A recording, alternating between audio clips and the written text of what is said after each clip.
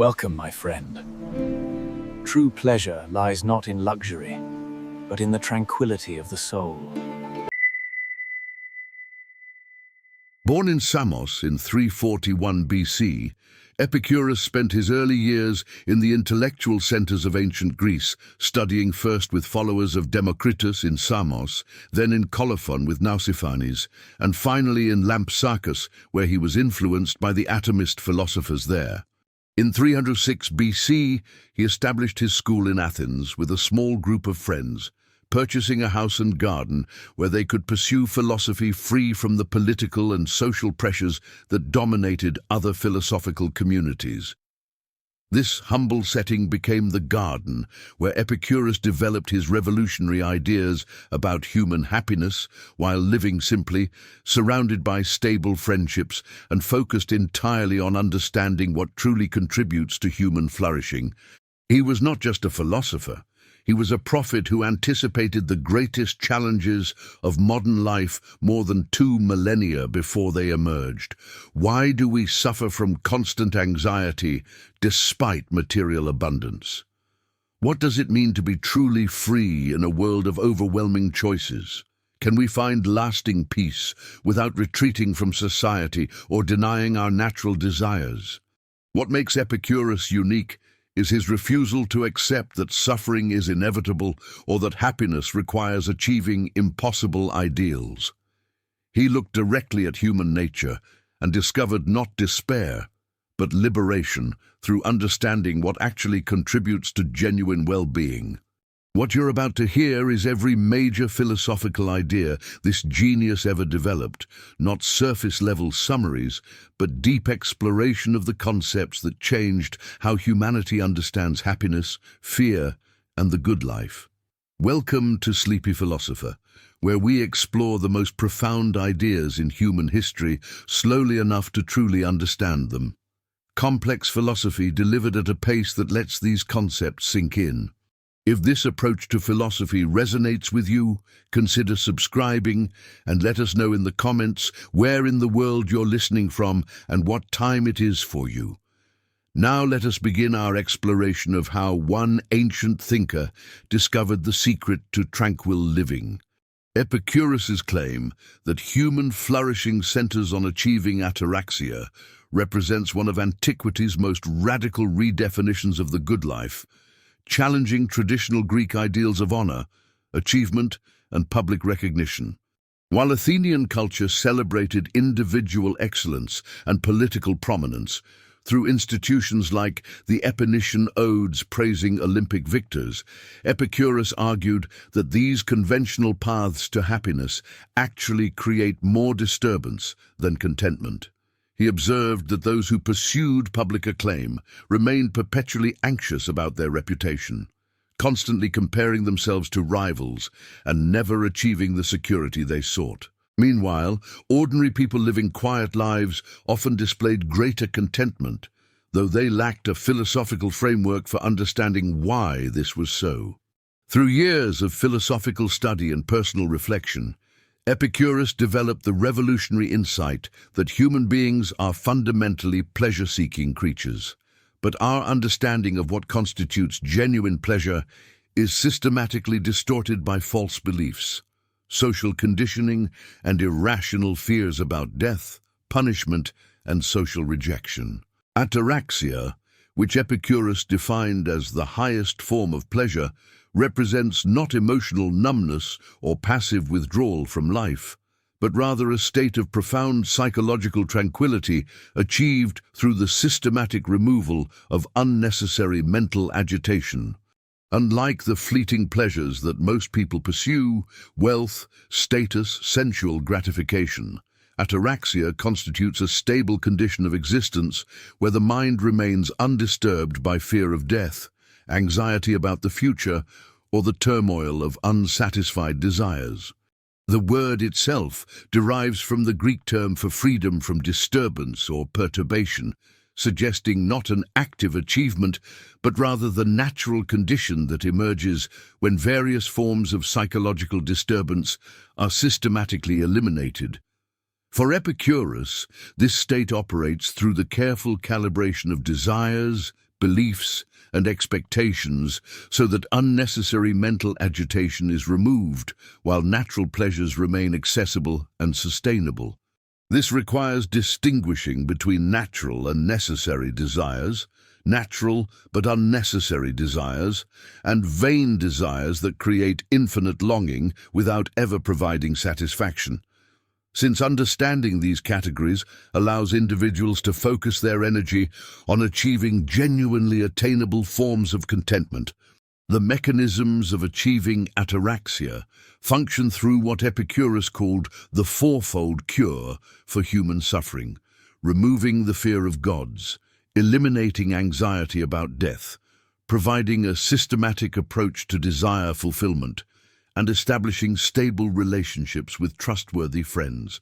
Each component addresses specific sources of psychological disturbance that most people experience but rarely understand or address effectively. The fear of divine punishment is eliminated through understanding that gods exist but remain completely uninterested in human affairs, having achieved their own perfect ataraxia and residing in the spaces between worlds. Anxiety about death dissolves when we recognize that death is simply the absence of sensation, and therefore nothing to fear or anticipate. Unreasonable desires are systematically eliminated by categorizing them and focusing only on those that contribute to genuine well-being. Finally, friendships provide emotional security and practical support while serving as living demonstrations that happiness can be achieved through simple pleasures shared with trusted companions. This fourfold approach works because each element addresses a different aspect of human psychology that, when unbalanced, creates chronic mental agitation and undermines our capacity for contentment. In contemporary life, the idea of ataraxia illuminates modern struggles with overstimulation, anxiety disorders, achievement pressure, and consumer-driven dissatisfaction by offering a framework for distinguishing genuine needs from imposed desires that create infinite longing without satisfaction. Consider the contemporary phenomenon of social media addiction, where individuals experience chronic anxiety from constant comparison with others, fear of missing out on experiences, and the psychological pressure to maintain curated public personas that bear no resemblance to their actual lives. Epicurus would recognize these as vain desires that generate perpetual disturbance rather than genuine happiness. Similarly, the modern obsession with career advancement and wealth accumulation creates a treadmill of constantly shifting goals where success at one level immediately generates anxiety about achieving the next level, while the underlying fear of inadequacy and social rejection remains unaddressed.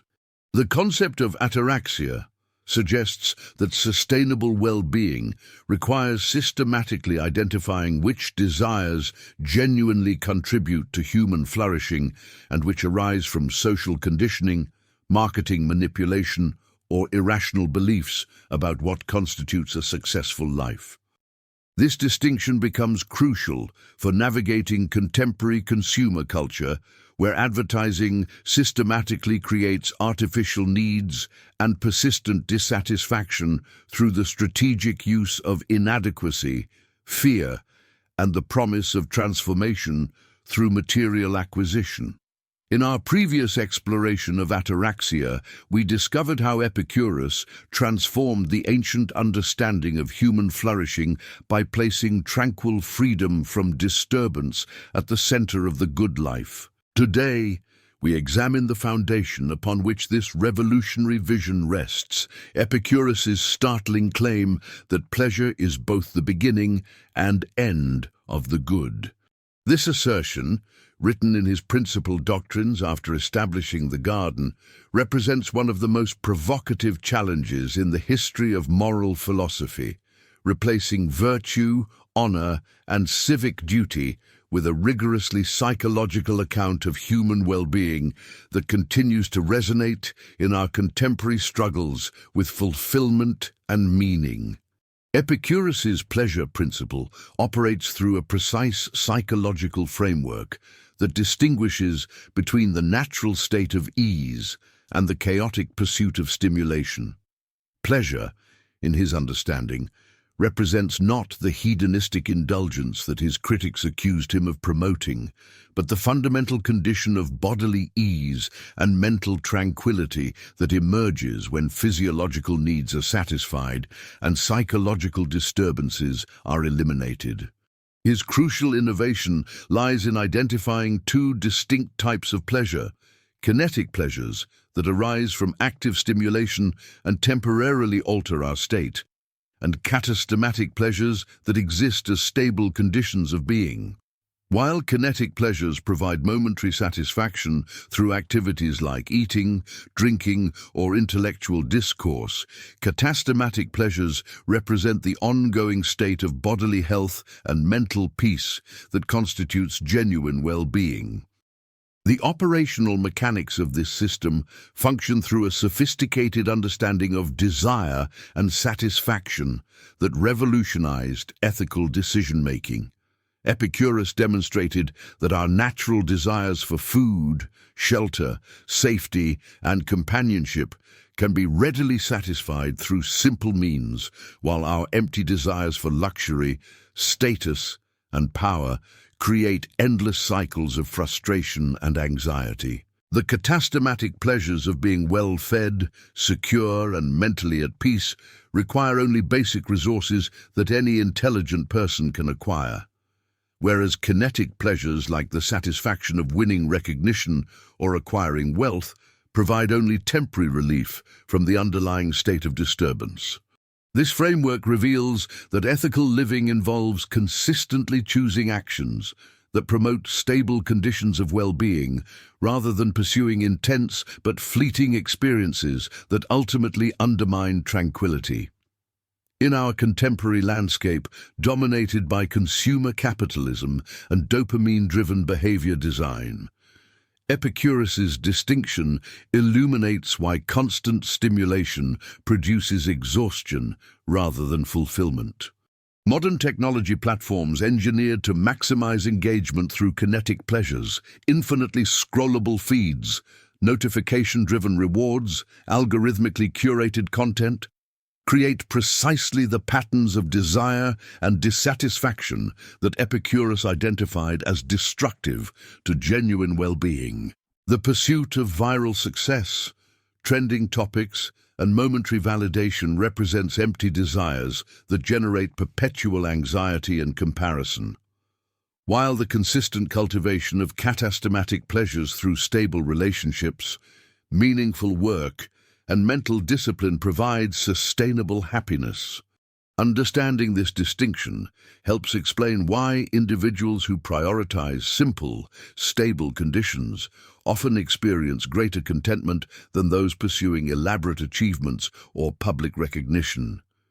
Epicurus's pleasure principle integrates seamlessly with his broader philosophical system, connecting his ethical teachings to his atomist physics and theories of desire in ways that demonstrate the coherence of his worldview.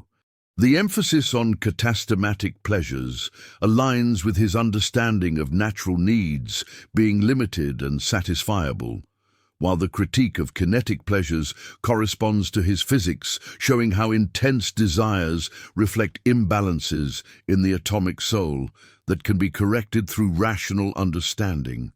This framework provides the psychological foundation for ataraxia, showing how sustainable happiness emerges not from pursuing maximum stimulation, but from establishing stable conditions of bodily ease and mental tranquility. Through this lens, Epicurus's philosophy reveals that the good life requires not the elimination of pleasure, but its intelligent organization according to natural principles that promote lasting rather than fleeting satisfaction. Epicurus's classification of human desires represents one of philosophy's most sophisticated tools for understanding what truly motivates human behavior, offering a systematic framework that distinguishes between psychological needs and culturally constructed wants. While his contemporaries tended to categorize desires by social acceptability or moral approval, Epicurus developed a completely different taxonomy based on the natural relationship between desires and genuine human flourishing. This approach emerged from his observation that people suffer not merely from having desires, but from misclassifying them and pursuing the wrong kinds of satisfactions. The framework demonstrates remarkable psychological sophistication by showing how desires differ not in their intensity or emotional force, but in their natural limits and their relationship to genuine human happiness. Understanding this distinction becomes crucial for achieving ataraxia, since our natural tendency to pursue whatever feels appealing without discrimination leads to chronic dissatisfaction. The theoretical framework establishes three fundamental categories of desires, each defined by specific characteristics regarding their natural limits, their psychological function, and their relationship to genuine flourishing. Natural and necessary desires include basic physical needs such as food, shelter, clothing, and water. Desires that have clear natural limits and whose fulfillment removes actual bodily pain while contributing to psychological stability.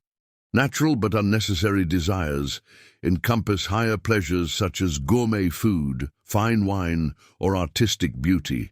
Desires that have natural limits and provide genuine pleasure but are not required for eliminating pain or achieving stability. Vain or empty desires include wealth accumulation, political power, social status, and public recognition. Desires that have no natural limits, whose satisfaction never fully satisfies, and whose pursuit creates more anxiety than the fulfillment removes. The framework emphasizes that the critical distinction lies not in the intensity of pleasure each category provides, but in their relationship to genuine human needs and psychological equilibrium. The operational mechanisms of this desire classification system function through a diagnostic process that evaluates every urge or want according to specific criteria rather than cultural approval or immediate emotional appeal.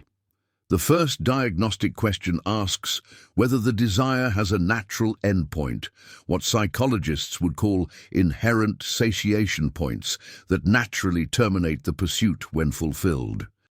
Natural desires, even when unnecessary, typically have natural stopping points that prevent them from generating perpetual restlessness. The second diagnostic criterion examines whether fulfilling the desire actually removes pain or improves psychological stability, rather than simply creating temporary excitement or relief that necessitates further pursuit. The third mechanism evaluates whether pursuing the desire exposes individuals to fear, dependency, or insecurity, the kinds of psychological vulnerabilities that create long-term disturbance rather than permanent satisfaction. This diagnostic process reveals why seemingly attractive pursuits often generate chronic anxiety and perpetual dissatisfaction.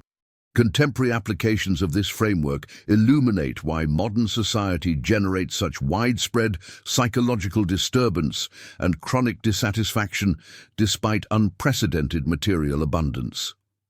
Social media platforms exemplify the amplification of vain desires through features like infinite scroll, algorithmic content curation, and gamified engagement metrics that create desires for followers, likes, and viral moments with no natural endpoint. Professional networking platforms like LinkedIn cultivate status anxiety by presenting achievements and career advancement as perpetual competitions where success definitions constantly shift.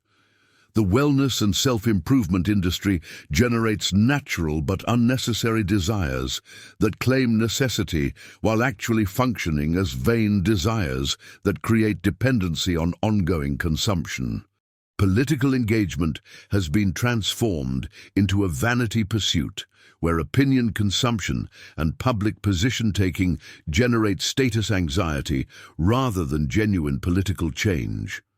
These mechanisms demonstrate how technological and economic systems systematically amplify vain desires while obscuring their true nature. Integrating this desire classification with Epicurus's account of pleasure reveals why rational desire management becomes essential for achieving ataraxia in any historical period. The framework demonstrates that genuine happiness requires not the elimination of desires, but the cultivation of appropriate desires, whose pursuit naturally contributes to psychological stability rather than generating perpetual restlessness. Natural desires, even when unnecessary, can be pursued deliberately for their genuine pleasures, while maintaining awareness of their limits and their contribution to overall well-being. The most profound implication involves recognizing that social institutions, economic systems, and cultural narratives systematically encourage pursuit of vain desires by presenting them as natural or necessary. Understanding this mechanism provides individuals with analytical tools for recognizing when external influences are attempting to create artificial wants that serve institutional interests rather than human flourishing. This rational approach to desire management becomes the practical foundation for achieving the tranquil freedom that characterizes ataraxia in both ancient and modern contexts. Epicurus's adoption and modification of atomism represents the most crucial intellectual foundation of his entire philosophical system, providing the scientific framework that grounds his ethical teachings, psychological insights, and theological positions in a naturalistic understanding of reality itself. During his formative studies with Nausiphanes in Colophon, Epicurus encountered the atomist theories of Democritus and immediately recognized their revolutionary potential for human liberation from fear and superstition.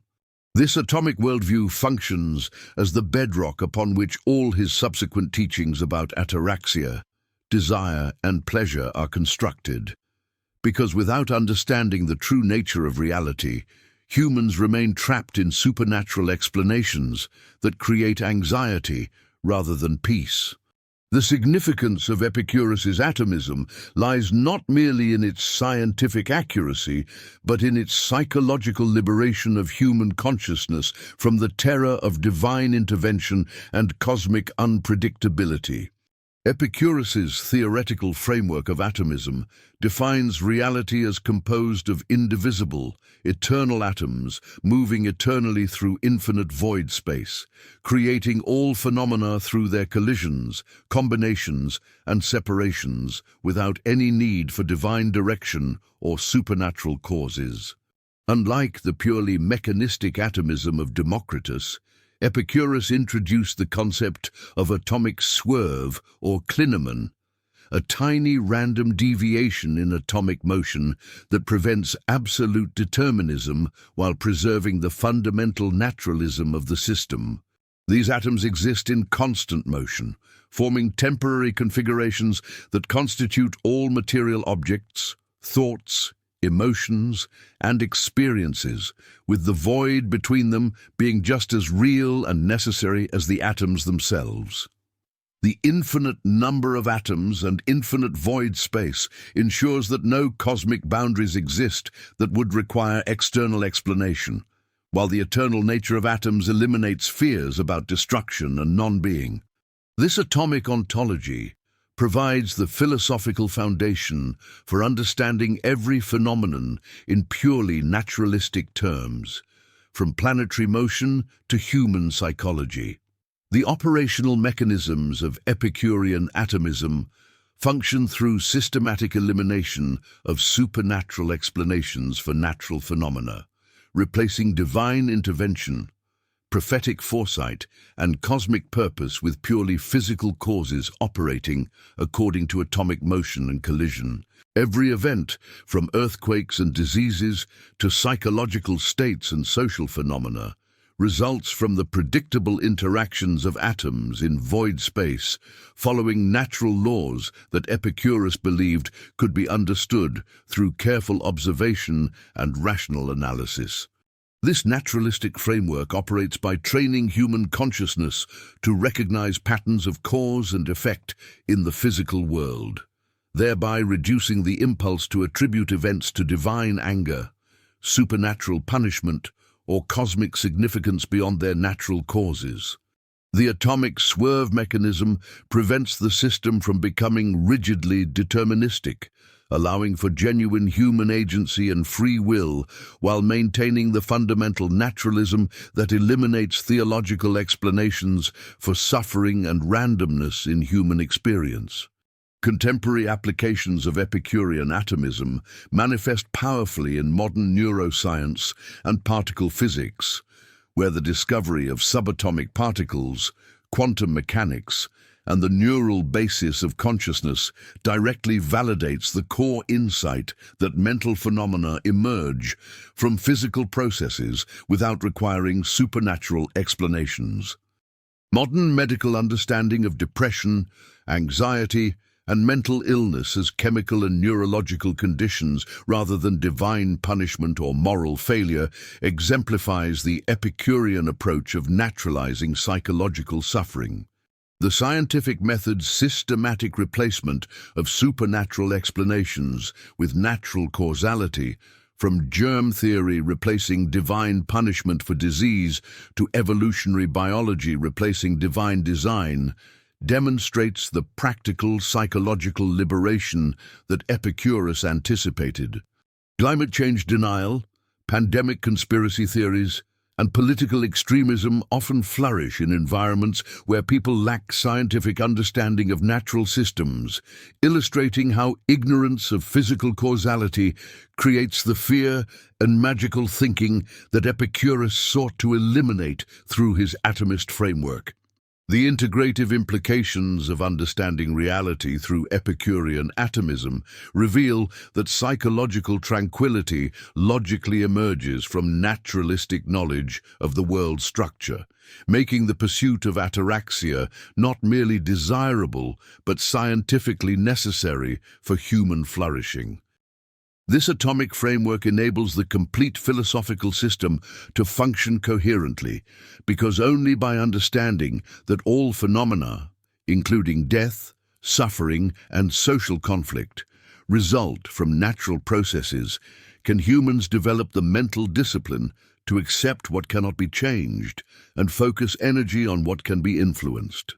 The elimination of supernatural explanations through atomic theory directly supports the cultivation of stable friendships and the pursuit of natural pleasures, since fear of divine punishment or cosmic significance no longer distorts human relationships or disturbs the appreciation of simply immediate enjoyments. Understanding the atomic nature of reality provides the rational foundation for Epicurean ethics, demonstrating that tranquility emerges naturally from knowledge of how the world actually operates, rather than from wishful thinking or metaphysical speculation.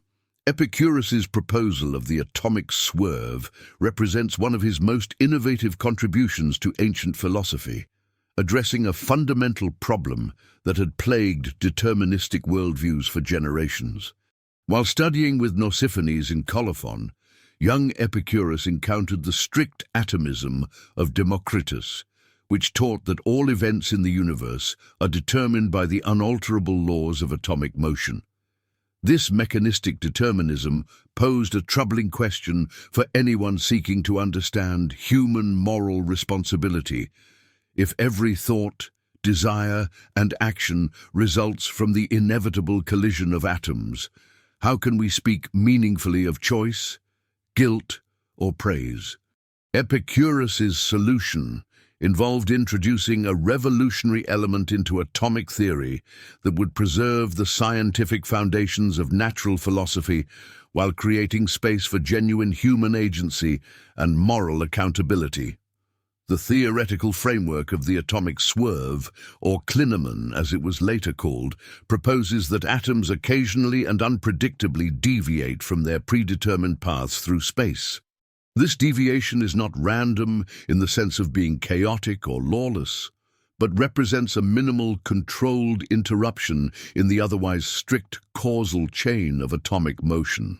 Epicurus carefully specified that the swerve occurs at indeterminate times and in indeterminate places, making it impossible to predict when any particular atom might suddenly shift direction.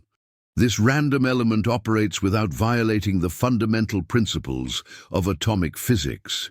It does not require external forces or supernatural intervention, but rather emerges from the inherent nature of material reality itself.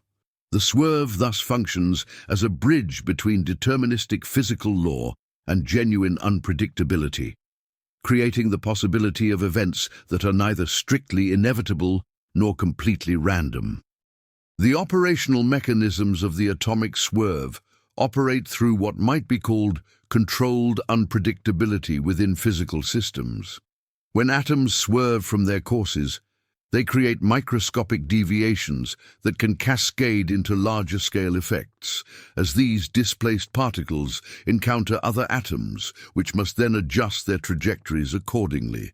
In the human context, this means that occasional atomic swerves in the brain can alter neural pathways and thought processes in ways that are not strictly determined by preceding causes, thereby creating moments of genuine choice and spontaneity. These swerve-induced moments of freedom allow individuals to interrupt habitual thought patterns, resist compulsive desires, and exercise rational self-determination. The mechanism preserves the reliability of natural law, while introducing sufficient unpredictability to enable meaningful human agency and moral responsibility without requiring supernatural intervention or violating the principle that all phenomena have natural causes. Contemporary applications of Epicurus's atomic swerve resonate powerfully with ongoing debates in neuroscience, quantum physics, and the philosophy of mind regarding the nature of human freedom and consciousness. Modern neuroscientists investigating decision-making processes have discovered quantum effects in microtubules and neural synapses that suggest genuine indeterminacy exists within brain function, supporting Epicurus's insight that some mental events may not be strictly predetermined by prior causes. Quantum mechanics itself reveals that the subatomic world operates according to probabilistic rather than deterministic laws, with particles existing in superposition until observation forces them to choose specific states, an idea that echoes Epicurus's concept of atomic swerve. These scientific developments validate the ancient philosopher's recognition that a purely deterministic universe cannot adequately account for consciousness, creativity, and moral agency, suggesting that some form of natural indeterminacy may be essential for understanding human experience.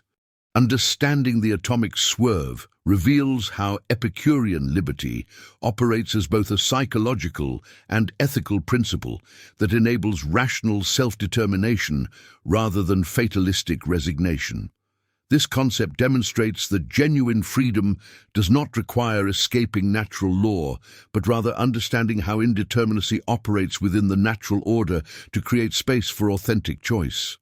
The swerve shows that humans can cultivate wisdom, resist compulsions, and pursue genuine happiness not despite the mechanistic nature of reality, but because reality contains built-in possibilities for agency and moral development. This insight transforms the potentially depressing implications of materialist philosophy into an empowering vision of human potential, where individuals can achieve ataraxia through understanding and working with natural principles rather than attempting to transcend them through wishful thinking or supernatural beliefs. Epicurus established that ignorance of natural causes constitutes the fundamental source of human anxiety and terror, making scientific understanding not merely an intellectual pursuit, but an essential psychological liberation mechanism. This insight emerged from his comprehensive project of writing on nature, a multi-volume work systematically explaining cosmic and terrestrial processes through physical rather than mythological frameworks. Epicurus recognized that when humans lack rational explanations for phenomena affecting their lives, they naturally construct supernatural interpretations that generate perpetual fear and anxiety about divine punishment, cosmic chaos, and uncontrollable natural forces. The significance of this discovery lies in demonstrating that tranquility depends not only on managing desires and fears, but on replacing ignorance with knowledge that transforms terrifying unknowns into comprehensible natural processes. The theoretical framework underlying Epicurus's approach rests on his atomist understanding that all phenomena result from the predictable interaction of material particles governed by natural laws. Unlike mythological explanations that attribute events to divine will or supernatural intervention, Epicurus's naturalistic approach identifies specific physical mechanisms, atomic motion, material composition, and natural forces that produce observable effects without requiring divine explanation.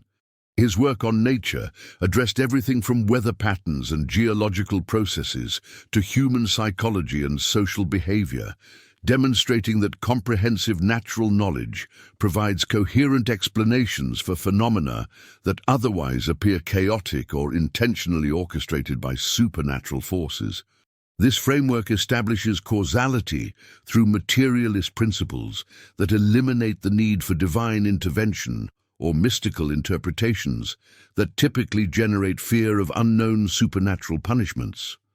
The operational mechanism operates through a systematic replacement process where scientific understanding transforms emotional responses to natural phenomena by providing concrete, verifiable explanations for events that previously seemed threatening or mysterious. When individuals understand earthquakes as resulting from tectonic plate movements rather than divine displeasure, or diseases as arising from natural biological processes rather than supernatural punishment, the emotional burden of fearing unpredictable divine intervention dissolves into manageable practical concerns about natural hazards. Epicurus observed that this cognitive transformation allows people to address real dangers through appropriate natural means: preparation for earthquakes, medical treatment for diseases, rational planning for natural disasters, while eliminating the paralyzing anxiety that accompanies belief in uncontrollable supernatural forces that may inflict arbitrary punishment at any moment. Contemporary society demonstrates this principle through numerous examples of how misunderstanding natural processes continues generating fear and anxiety that could be eliminated through proper scientific understanding. Climate change denial creates existential terror about environmental collapse, while scientific literacy enables rational adaptation and mitigation strategies. Pandemic misinformation generates paralyzing fear about health threats that medical understanding transforms into manageable public health measures through vaccination, masking, and social distancing protocols. Social media algorithms exploiting psychological vulnerabilities create anxiety about social comparison that neuroscience explains through dopamine reward systems, enabling individuals to resist manipulation through awareness of how attention economy mechanisms target human psychology.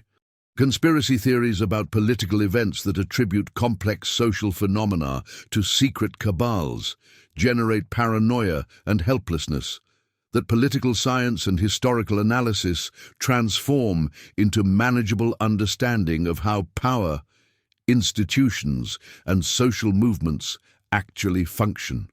Integrating natural knowledge with ethical practice clarifies why Epicurean tranquility ultimately depends on intellectual clarity as much as emotional discipline. revealing that psychological liberation emerges from comprehensive understanding of both physical processes and social mechanisms that shape human experience. This integration demonstrates that ataraxia cannot be achieved through willful ignorance of natural realities, but requires active engagement with scientific understanding that transforms fear into manageable concern and anxiety into rational preparation.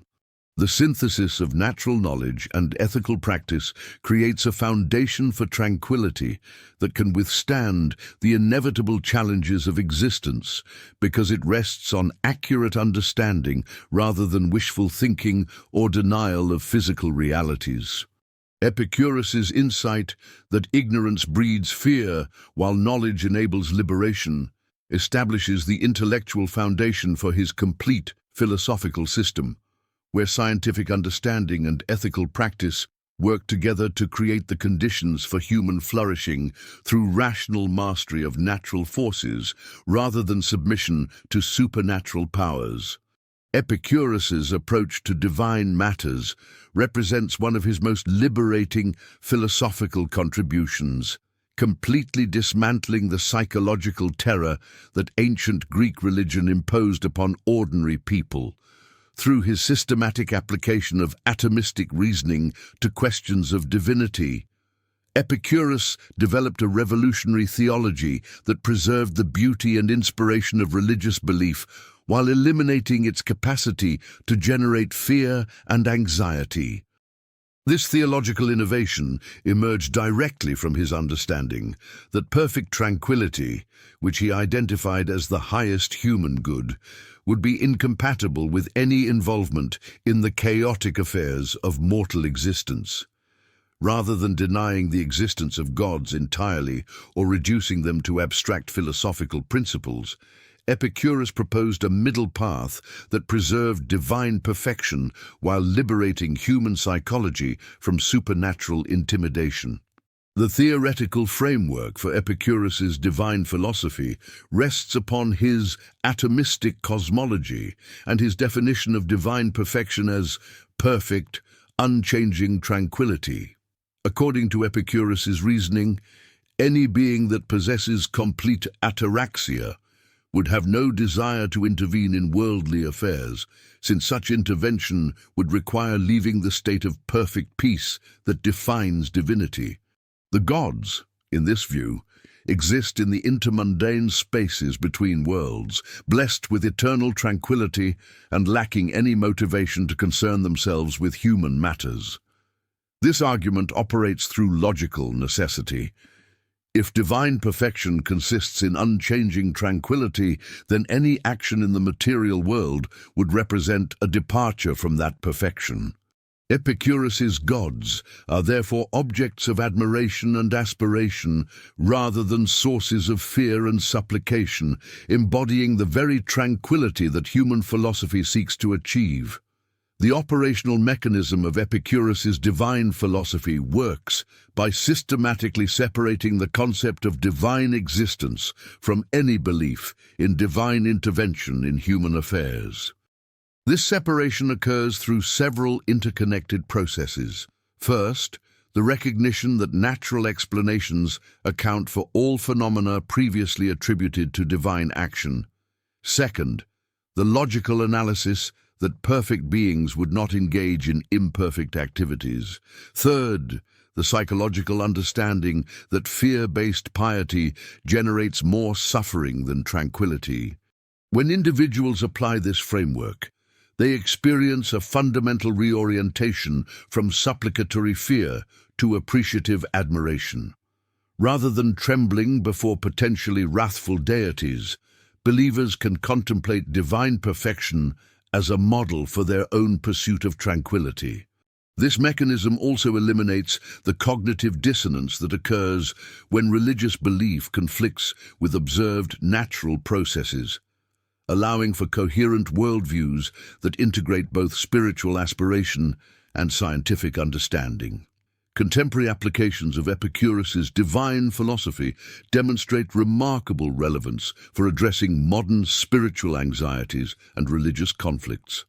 In contemporary religious communities struggling with fundamentalist interpretations that emphasize divine judgment and punishment, Epicurus's approach offers a pathway toward spirituality without fear-based regulation.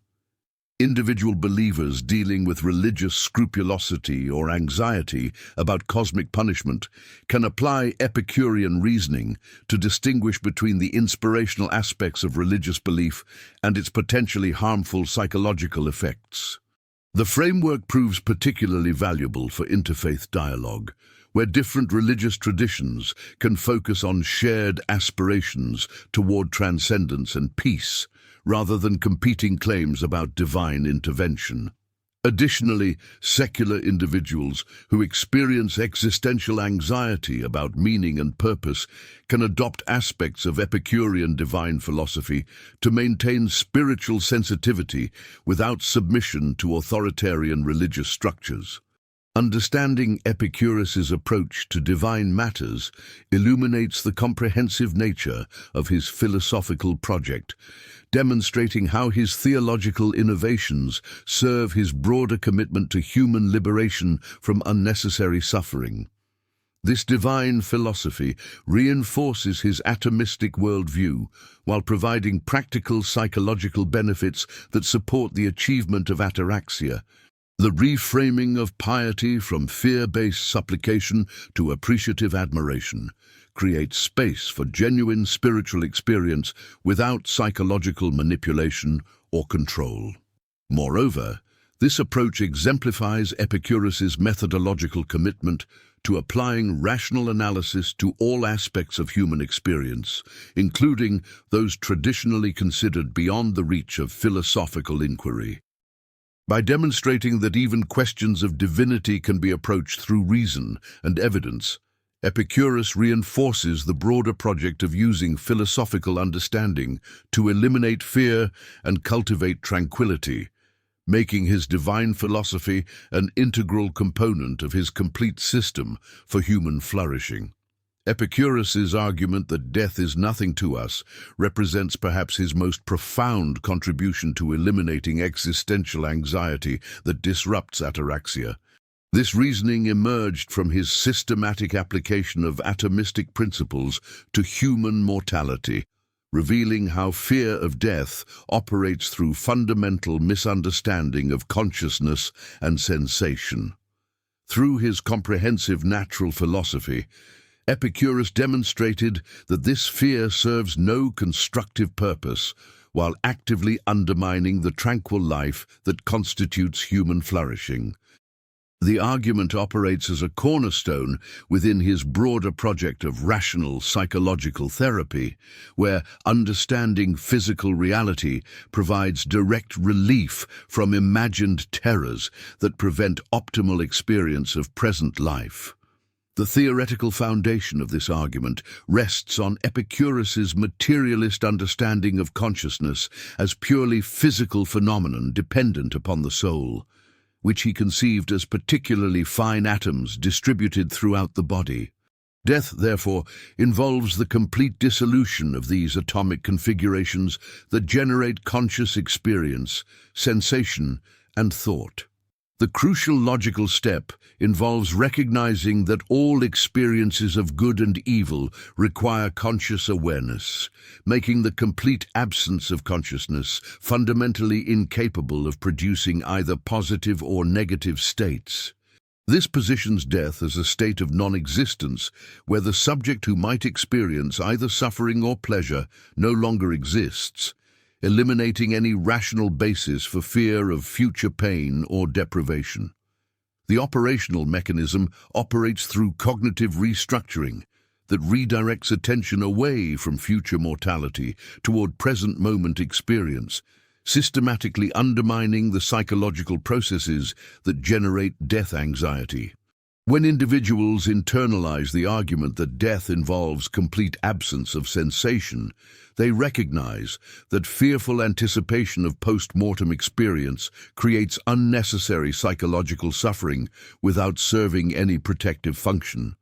This reasoning interrupts catastrophic thinking patterns about dying processes, loss of possessions, separation from loved ones, and existential meaninglessness by demonstrating that these concerns involve misunderstandings about the nature of consciousness and personal identity. The argument essentially functions as philosophical anxiolytic that eliminates fear through logical demonstration rather than emotional suppression. Contemporary application reveals the argument's practical significance for addressing modern mortality anxiety that permeates healthcare decisions, end-of-life planning, and general psychological well-being. Medical contexts demonstrate this relevance through patients facing terminal diagnoses who experience devastating anxiety, not just about dying processes, but about post-mortem non-existence, leading to decisions based in fear rather than genuine values.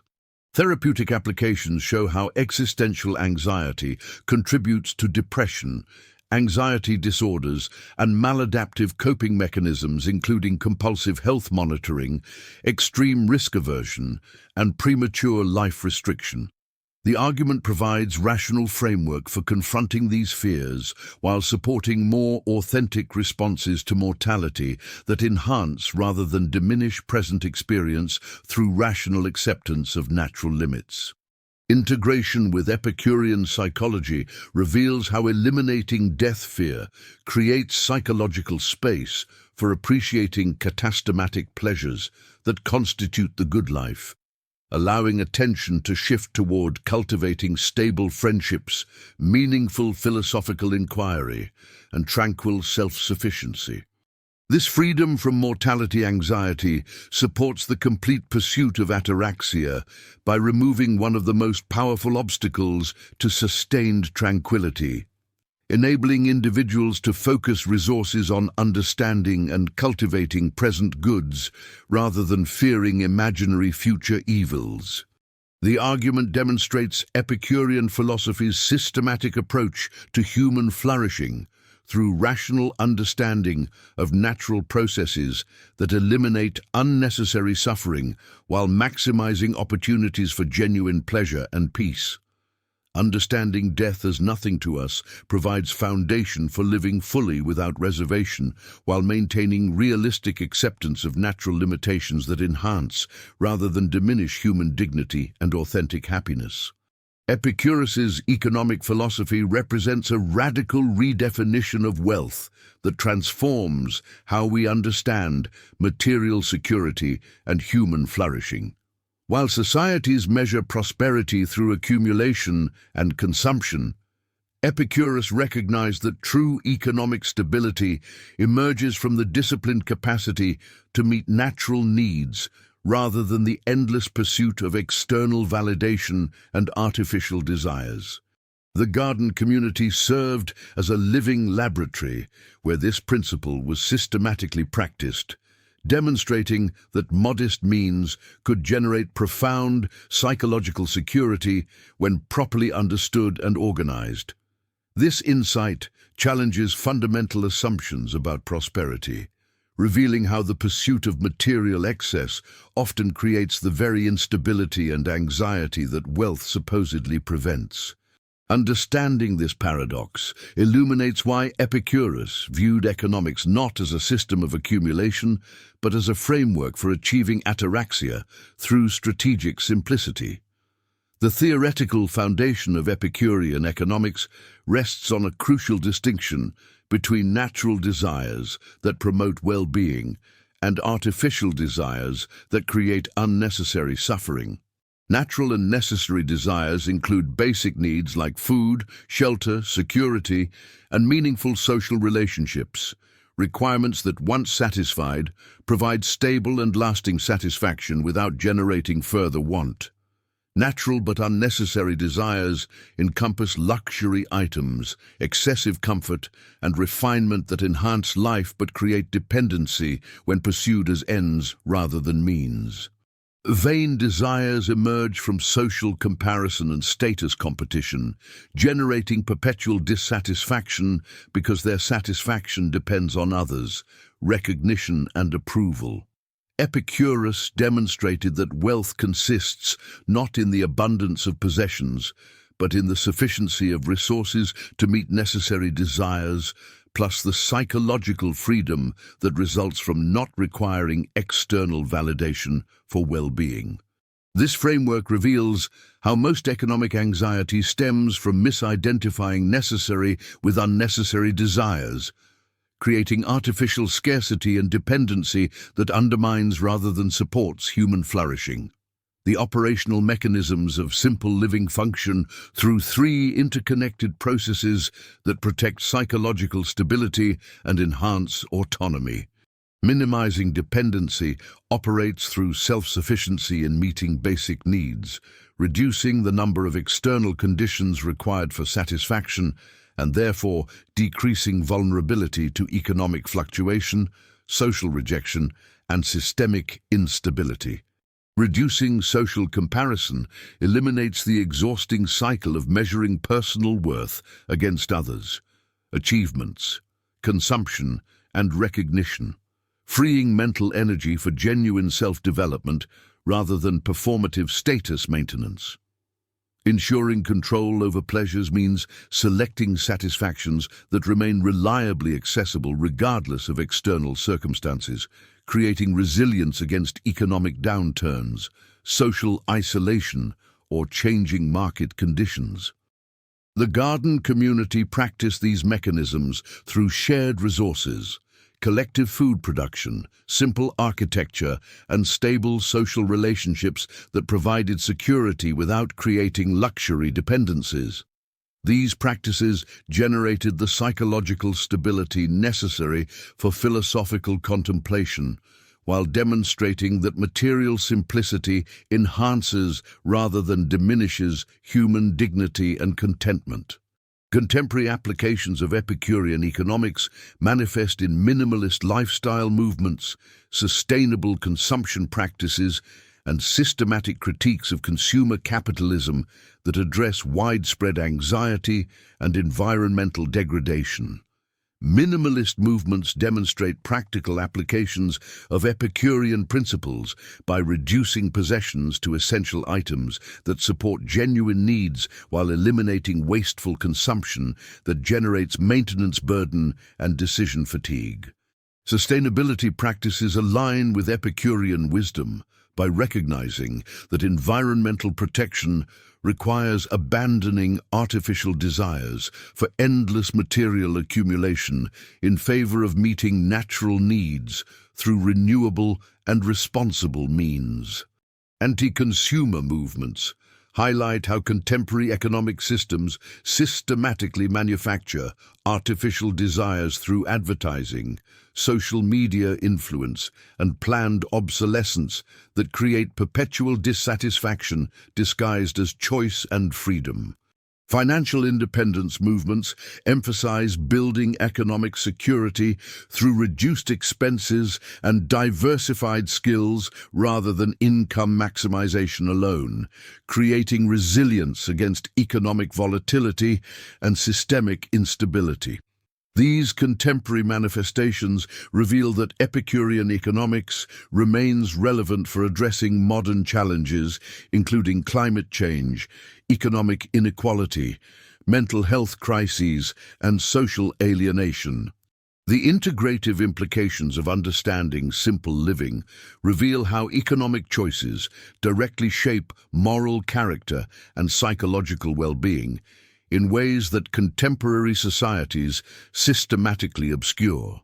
Simple living practices cultivate virtues including self-control, gratitude, creativity in meeting needs, and resilience in facing economic hardship while maintaining dignity and purpose.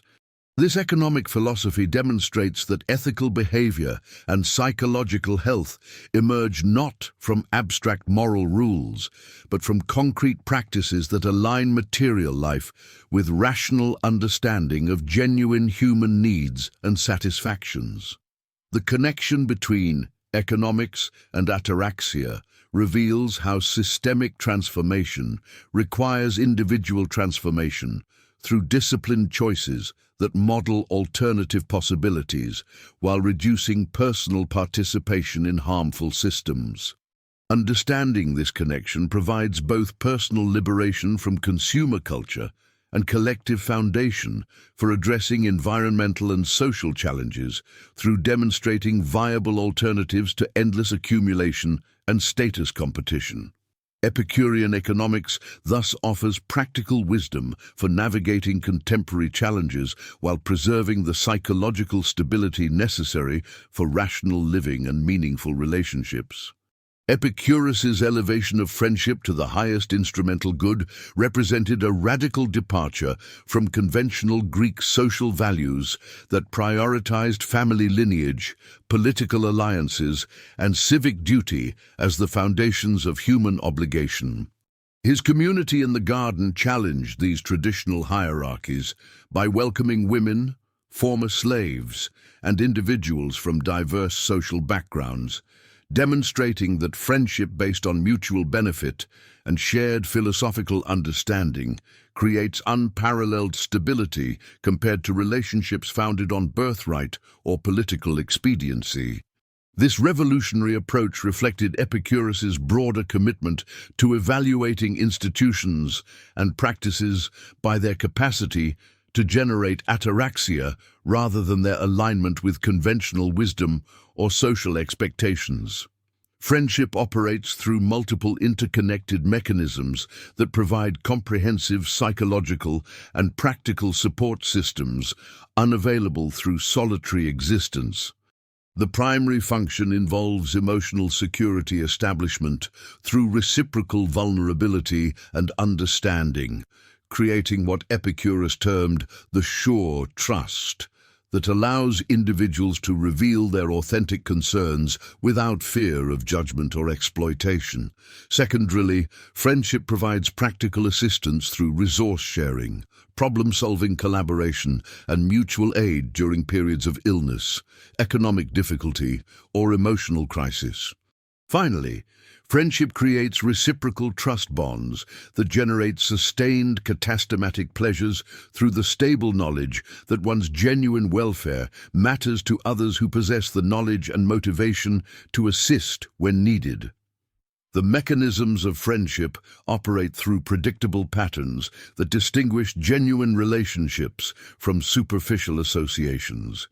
Authentic friendship emerges through shared commitment to philosophical understanding, mutual recognition of each person's rational capacity, and consistent demonstration of reliable support during challenging circumstances. Epicurus observed that friendships develop gradually through accumulated evidence of trustworthiness, with each instance of reciprocity strengthening the relationship's foundation and increasing both parties' willingness to provide assistance. The most valuable friendships persist because they generate continuous pleasure through the reliable knowledge of mutual concern, while simultaneously providing practical benefits during actual need that solitary individuals cannot access independently. Contemporary societies exemplify the wisdom of Epicurean friendship through the widespread social atomization that characterizes modern life, where digital relationships, geographical mobility, and economic pressures systematically undermine stable social bonds. The proliferation of social media platforms creates the illusion of connection, while often generating increased loneliness through superficial interaction patterns that lack the depth, reliability, and mutual support that characterize genuine friendship. Professional networking systems further complicate authentic relationship formation by prioritizing instrumental connections over genuine compatibility and shared values. The therapeutic and preventive benefits of authentic friendship become evident in how stable relationships buffer individuals against the psychological stresses of modern existence, providing both emotional regulation and practical assistance during periods of career uncertainty, health challenges, and social transition. Integrating friendship into Epicurus's broader philosophical system reveals how social bonds complement and amplify the other components necessary for ataraxia achievement. Rational desire management becomes more effective when supported by friendships that provide alternative perspectives on need assessment and mutual accountability for maintaining simple living practices.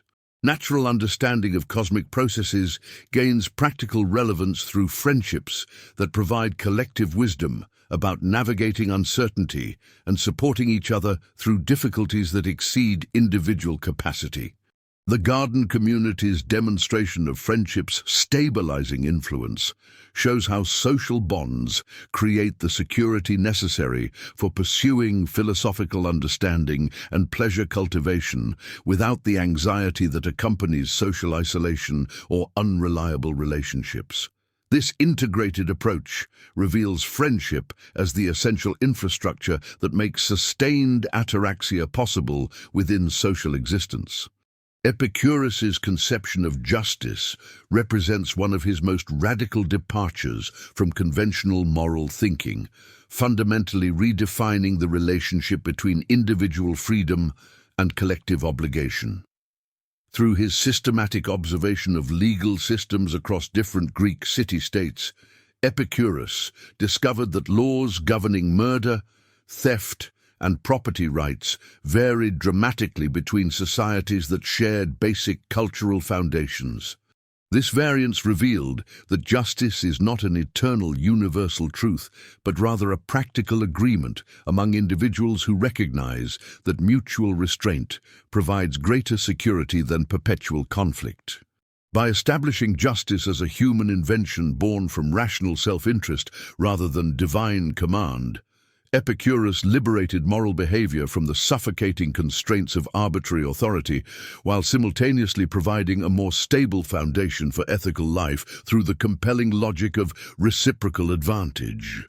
The theoretical framework underlying Epicurus's justice centers on the concept of mutual agreement, symphonia, where individuals voluntarily refrain from harming others in exchange for protection from harm themselves. This social contract emerges when rational agents recognize that baseline security enables the pursuit of katastematic pleasures while preventing the kinetic disruptions that arise from constant vigilance against betrayal and violence. Justice functions through reciprocal advantage, meaning that ethical behavior holds only as long as it continues serving the collective interests of the community members.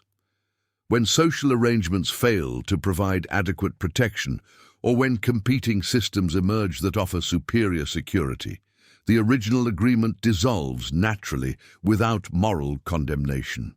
This framework places justice within the broader Epicurean project of maximizing tranquility by minimizing unnecessary conflicts while preserving maximum individual freedom consistent with social stability. Justice operates through several mechanisms that demonstrate its practical, conditional nature in daily social interactions.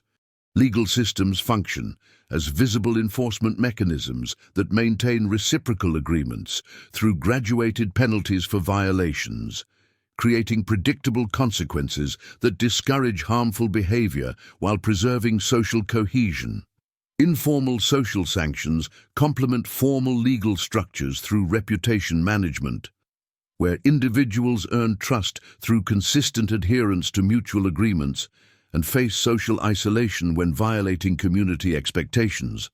Economic transactions exemplify justice in practice through property rights that enable secure exchange while preventing arbitrary seizure of goods or services. International relations reflect justice's scope by establishing diplomatic protocols that prevent warfare while protecting national interests through mutually beneficial trade agreements and non-aggression pacts that dissolve when parties no longer benefit from peaceful coexistence. Contemporary legal and political debates continually validate Epicurus's insights about the conditional nature of justice. from Supreme Court deliberations about constitutional interpretation versus original intent to international law discussions about sovereignty versus human rights obligations. Corporate governance scandals reveal justice as mutual agreement when companies violate trust relationships through fraud, leading to collapse when stakeholders withdraw participation and enforcement. Environmental justice movements demonstrate justice as rational arrangement when communities recognize that collective action against pollution serves mutual interests better than individual accommodation of harmful practices. Social media platforms embody emerging concepts of justice through community standards that exist only as long as users voluntarily comply with rules that protect platform functionality. Cybersecurity regulations illustrate justice through international cooperation agreements that hold only as long as participating nations find greater benefit in collaborative security than competitive advantage through cyber warfare. Understanding justice as mutual agreement illuminates how ethical behavior integrates seamlessly within Epicurus's broader philosophical system of tranquility maximizing choices. By connecting moral obligation to rational self-interest rather than abstract duty or divine command, justice becomes another practical tool for achieving ataraxia rather than an external constraint that limits freedom. This framework resolves the apparent tension between Epicurean individualism and social responsibility by demonstrating that stable communities provide the security necessary for cultivating friendships, pursuing simple pleasures, and developing philosophical understanding. Justice thus serves as the institutional foundation that makes possible the garden community's peaceful coexistence, proving that voluntary cooperation based on reciprocal advantage creates more stable relationships than relationships founded on coercion, tradition, or religious obligation. This insight prepares us for understanding how Epicurus's political philosophy extends these principles to questions of governance, community organization, and the role of philosophy in public life.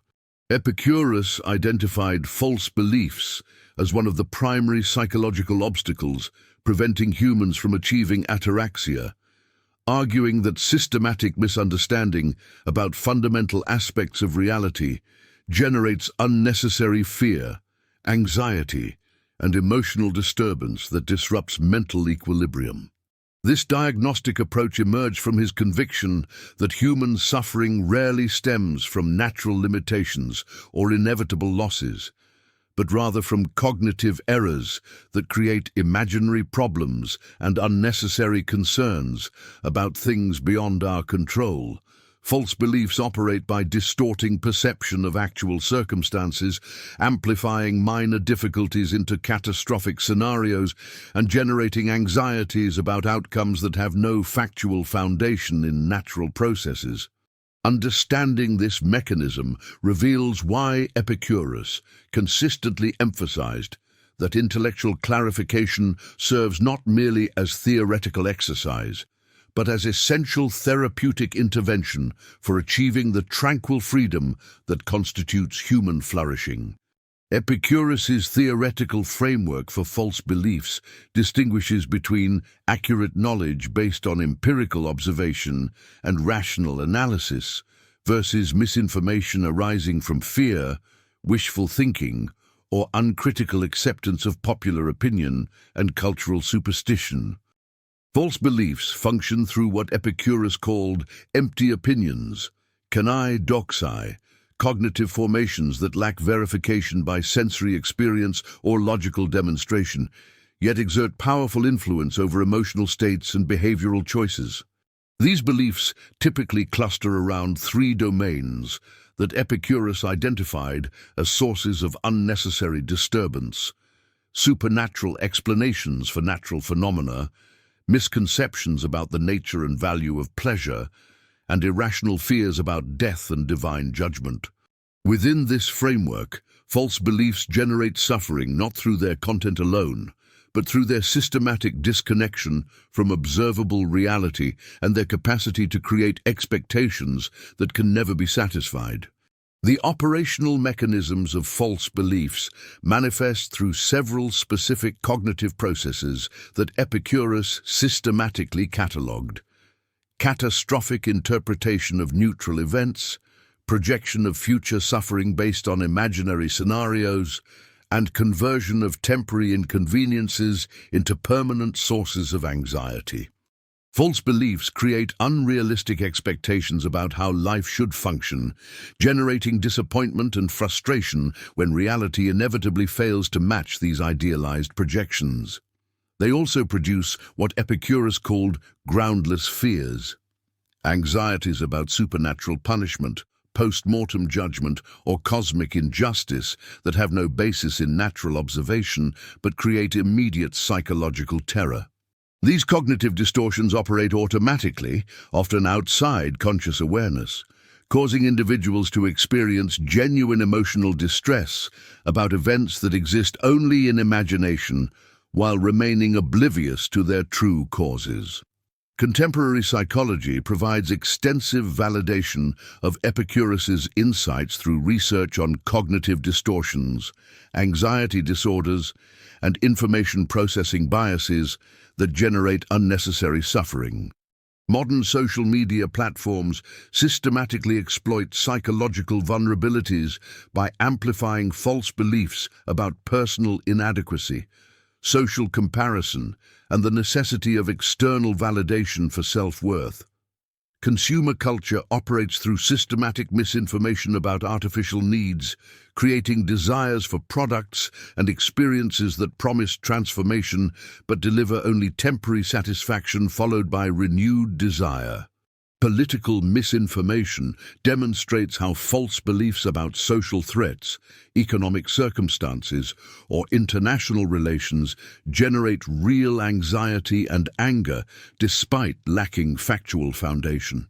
Healthcare decision-making frequently reflects false beliefs about mortality, medical risk, and the relationship between lifestyle choices and health outcomes, causing individuals to restrict life unnecessarily while pursuing interventions of minimal benefit.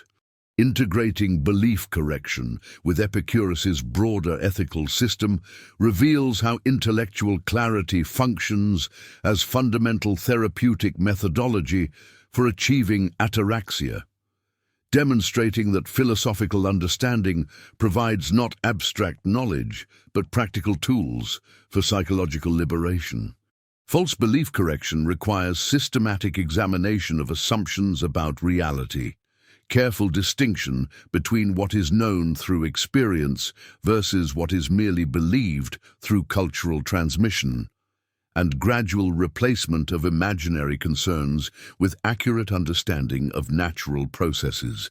This therapeutic approach operates through what Epicurus called the medicine of the soul, intellectual practices that identify and eliminate the cognitive foundations of unnecessary suffering while cultivating appreciation for the genuine sources of pleasure available in present experience. The ultimate integration occurs when belief correction enables recognition that most human anxiety arises not from natural limitations, but from false expectations about how reality should function, thereby establishing the foundation for the tranquil acceptance that constitutes authentic philosophical living. Epicurus's framework for evaluating choices and avoidances represents one of his most practical contributions to philosophical ethics, providing students with a systematic method for navigating life's complexities without relying on rigid moral rules or abstract principles divorced from human experience. In his letter to Menusius, Epicurus outlined this decision-making approach explicitly, teaching that the wise person assesses every potential action by calculating its long-term consequences for pleasure and pain, rather than submitting to conventional morality or momentary impulse.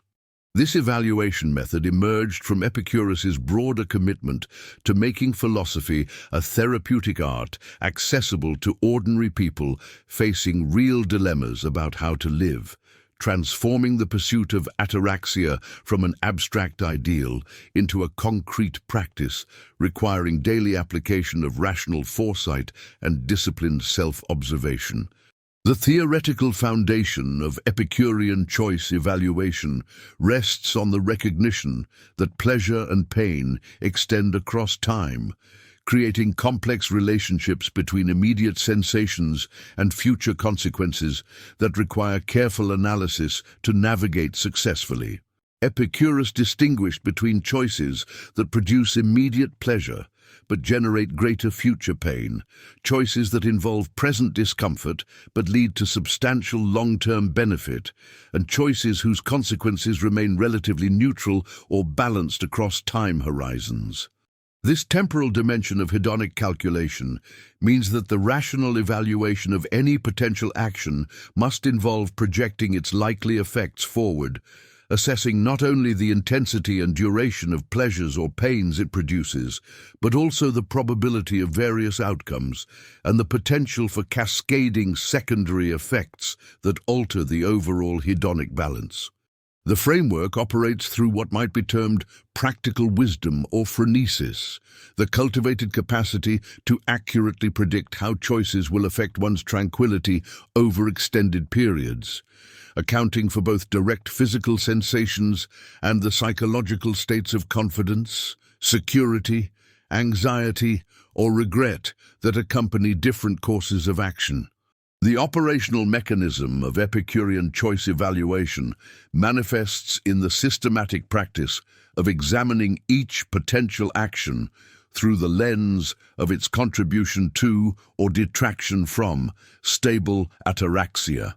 When faced with a decision, the Epicurean practitioner asks whether the pleasure sought is natural and necessary, natural but unnecessary, or vain and empty, then assesses whether pursuing it will satisfy a genuine need or generate new desires that create ongoing disturbance. Epicurus taught that some pains should be chosen when they prevent greater future suffering or produce substantial long-term pleasure. The person who accepts the discomfort of medical treatment, the discipline of philosophical study, or the effort of cultivating deep friendships demonstrates this principle by enduring present difficulty for future tranquility. Conversely, some pleasures must be avoided despite their immediate appeal when they carry costs that outweigh their benefits. The individual who refuses intoxication that produces hangover and regret declines luxurious consumption that creates dependency and financial anxiety, or resists social climbing that generates competitive stress, exemplifies the rejection of short-term gratification for long-term well-being.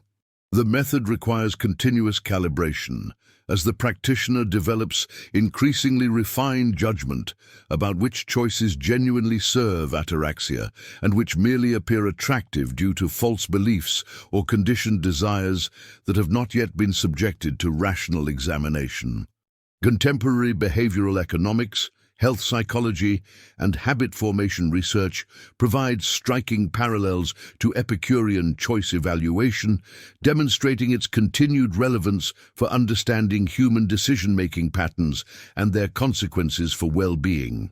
The famous marshmallow experiment conducted by psychologist Walter Mischel tested children's capacity for delayed gratification, the ability to forego immediate reward for greater future benefit, and found that this skill predicted success across multiple life domains, including academic achievement, career stability, and relationship satisfaction, precisely the kind of temporal trade-off calculation that Epicurus advocated.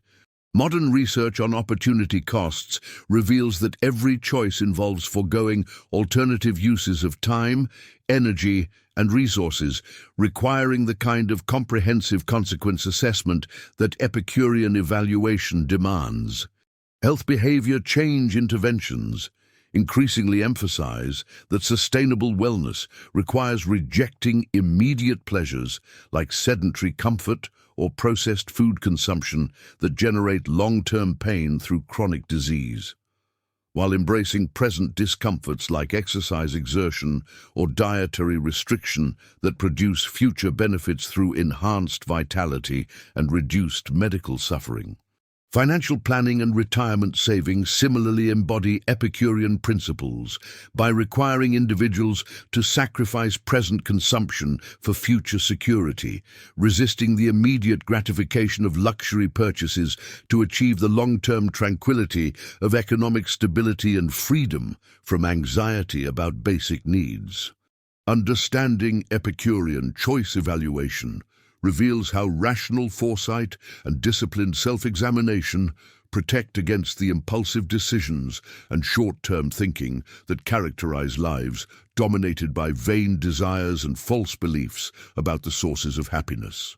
The framework provides a practical antidote to consumer culture's constant pressure to pursue immediate gratification regardless of long-term costs, offering instead a systematic method for distinguishing between choices that genuinely contribute to stable well-being and those that merely provide fleeting satisfaction while generating ongoing disturbance. Epicurus recognized that developing this evaluative capacity requires both intellectual understanding of how different pleasures and pains relate across time and practical experience, applying these principles to real decisions, gradually building the wisdom necessary to navigate complexity without rigid rules that ignore individual circumstances and contextual factors. The method acknowledges human fallibility, that even the wise person will sometimes misjudge consequences or prioritize poorly, while insisting that systematic rational evaluation produces far superior outcomes compared to following convention, submitting to impulse, or allowing fear and desire to dictate choices without conscious reflection on their likely effects.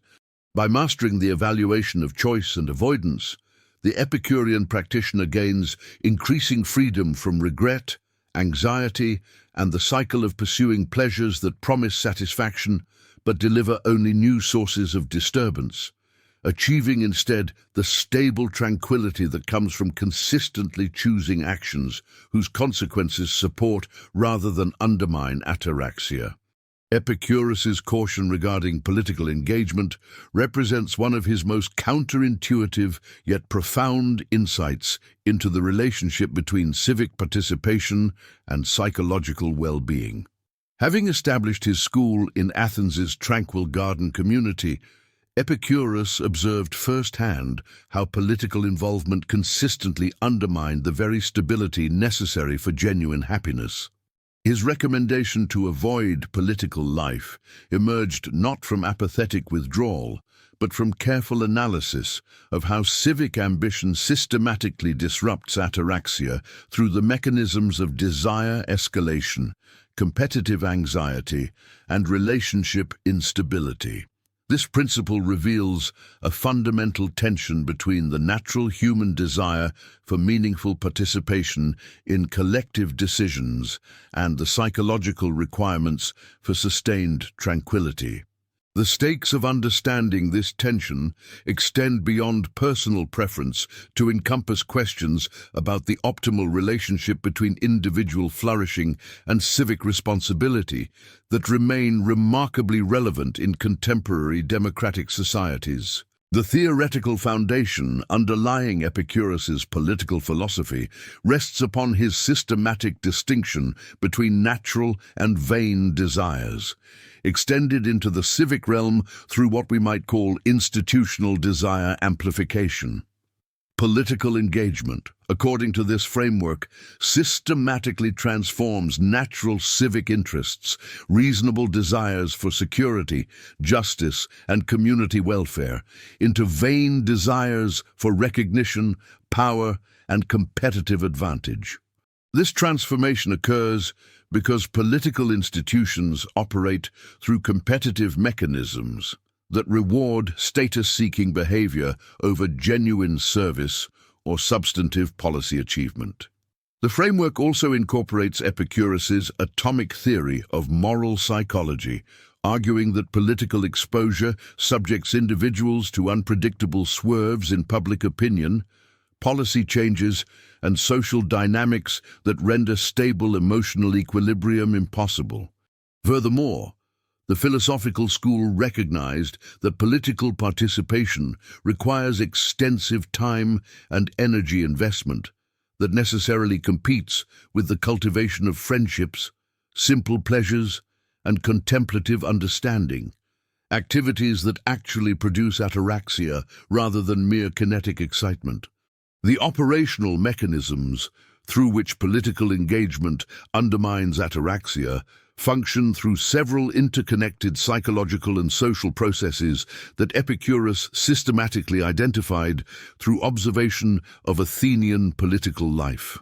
First, political ambition operates through status comparison mechanisms that create perpetual anxiety about relative position. Since political power exists in zero-sum relationships where one person's advancement typically requires another's disadvantage. Second, civic engagement generates exposure to unpredictable external factors, including shifting public opinion, rival coalitions, policy reversals, and administrative changes that prevent the stability necessary for planning or maintaining consistent emotional states. Third, political involvement requires extensive relationship management across diverse interest groups that rapidly transform from cooperative alliances into competitive rivals, creating instability in previously stable social connections. The mechanism also involves what Epicurus observed as temporal displacement effects, where political goals routinely require sacrificing present tranquility for distant future outcomes, contradicting his principle that happiness consists in present pleasure rather than anticipated future states. Contemporary political engagement demonstrates the continuing relevance of Epicurean analysis through mechanisms observable across modern democratic societies, social media platforms, and professional political environments. Social media political discourse exemplifies desire escalation through algorithmic systems designed to maximize engagement by amplifying controversial positions, creating artificially inflated stakes around transient issues while generating social media addiction patterns comparable to consumer culture's artificial needs creation. Professional political environments demonstrate relationship instability through rapid team formation and dissolution around electoral cycles, policy issues, and career advancement opportunities that prioritize instrumental connections over genuine compatibility or shared values. Contemporary political news consumption patterns exhibit temporal displacement effects where citizens experience chronic anxiety about distant policy outcomes while simultaneously neglecting present relationships and personal development activities. The 24-hour news cycle, political polarization strategies, and identity-based coalition building create precisely the type of unpredictable external factors and competitive dynamics that Epicurus identified as incompatible with sustained tranquility. While online political performativity transforms civic engagement into vanity-driven, attention-seeking behavior, integrating Epicurus's political philosophy with his broader ethical framework suggests that the relationship between civic engagement and ataraxia involves not binary withdrawal versus participation, but strategic moderation based on realistic assessment of psychological costs and benefits. This integration reveals that political participation can align with ataraxia when limited to sustainable levels that avoid desire escalation while maintaining necessary civic contribution, such as voting informed by careful research rather than passionate activism that generates ongoing emotional investment in uncertain outcomes. The principle also illuminates how contemporary citizens might develop what we might call Epicurean civic engagement, participating in community activities, local governance, or policy discussion while maintaining psychological distance from competitive aspects of political life. This approach honors Epicurus's recognition that humans naturally desire meaningful connection to their communities while avoiding the specific mechanisms through which political institutions typically destabilize emotional equilibrium. The ultimate implication suggests that sustainable political engagement requires the same disciplined understanding of natural versus vain desires, temporal focus, and preference for stable relationships that characterize all aspects of the ataraxic life. Prudence occupies a unique position within Epicurean ethics as the cardinal virtue from which all other forms of excellence derive their proper exercise and direction. In his letter to Menicius, Epicurus declared that prudence is more valuable than philosophy itself and serves as the foundation of all other virtues. A remarkable claim that positioned practical wisdom above abstract theoretical inquiry. This elevation of prudence emerged from Epicurus's systematic observation of human suffering. Even individuals with good intentions and access to philosophical education frequently experienced profound disturbance because they lacked the cognitive capacity to evaluate their desires accurately, anticipate the consequences of their actions, and select courses of conduct that would produce stable rather than fleeting satisfaction. Prudence, understood as the disciplined application of rational judgment to the practical problems of living, represents the essential mechanism through which individuals translate Epicurean theory into actual tranquility. Epicurus conceived of prudence as a developed cognitive capacity that performs several interconnected functions within the ethical life.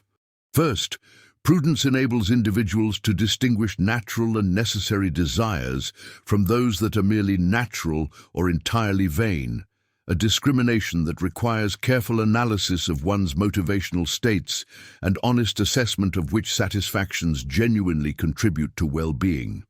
Second, prudence evaluates the probable consequences of different courses of action by projecting future scenarios and weighing the likely ratio of pleasure to pain that each option would produce over time, not merely in the immediate moment. Third, prudence recognizes the limits imposed by nature and social circumstance, understanding that certain desires cannot be satisfied without creating greater disturbance than their satisfaction would eliminate. Fourth, prudence guides the timing and manner of pursuing legitimate pleasures, recognizing that even natural and necessary satisfactions can become sources of pain if sought in inappropriate ways or at inopportune moments.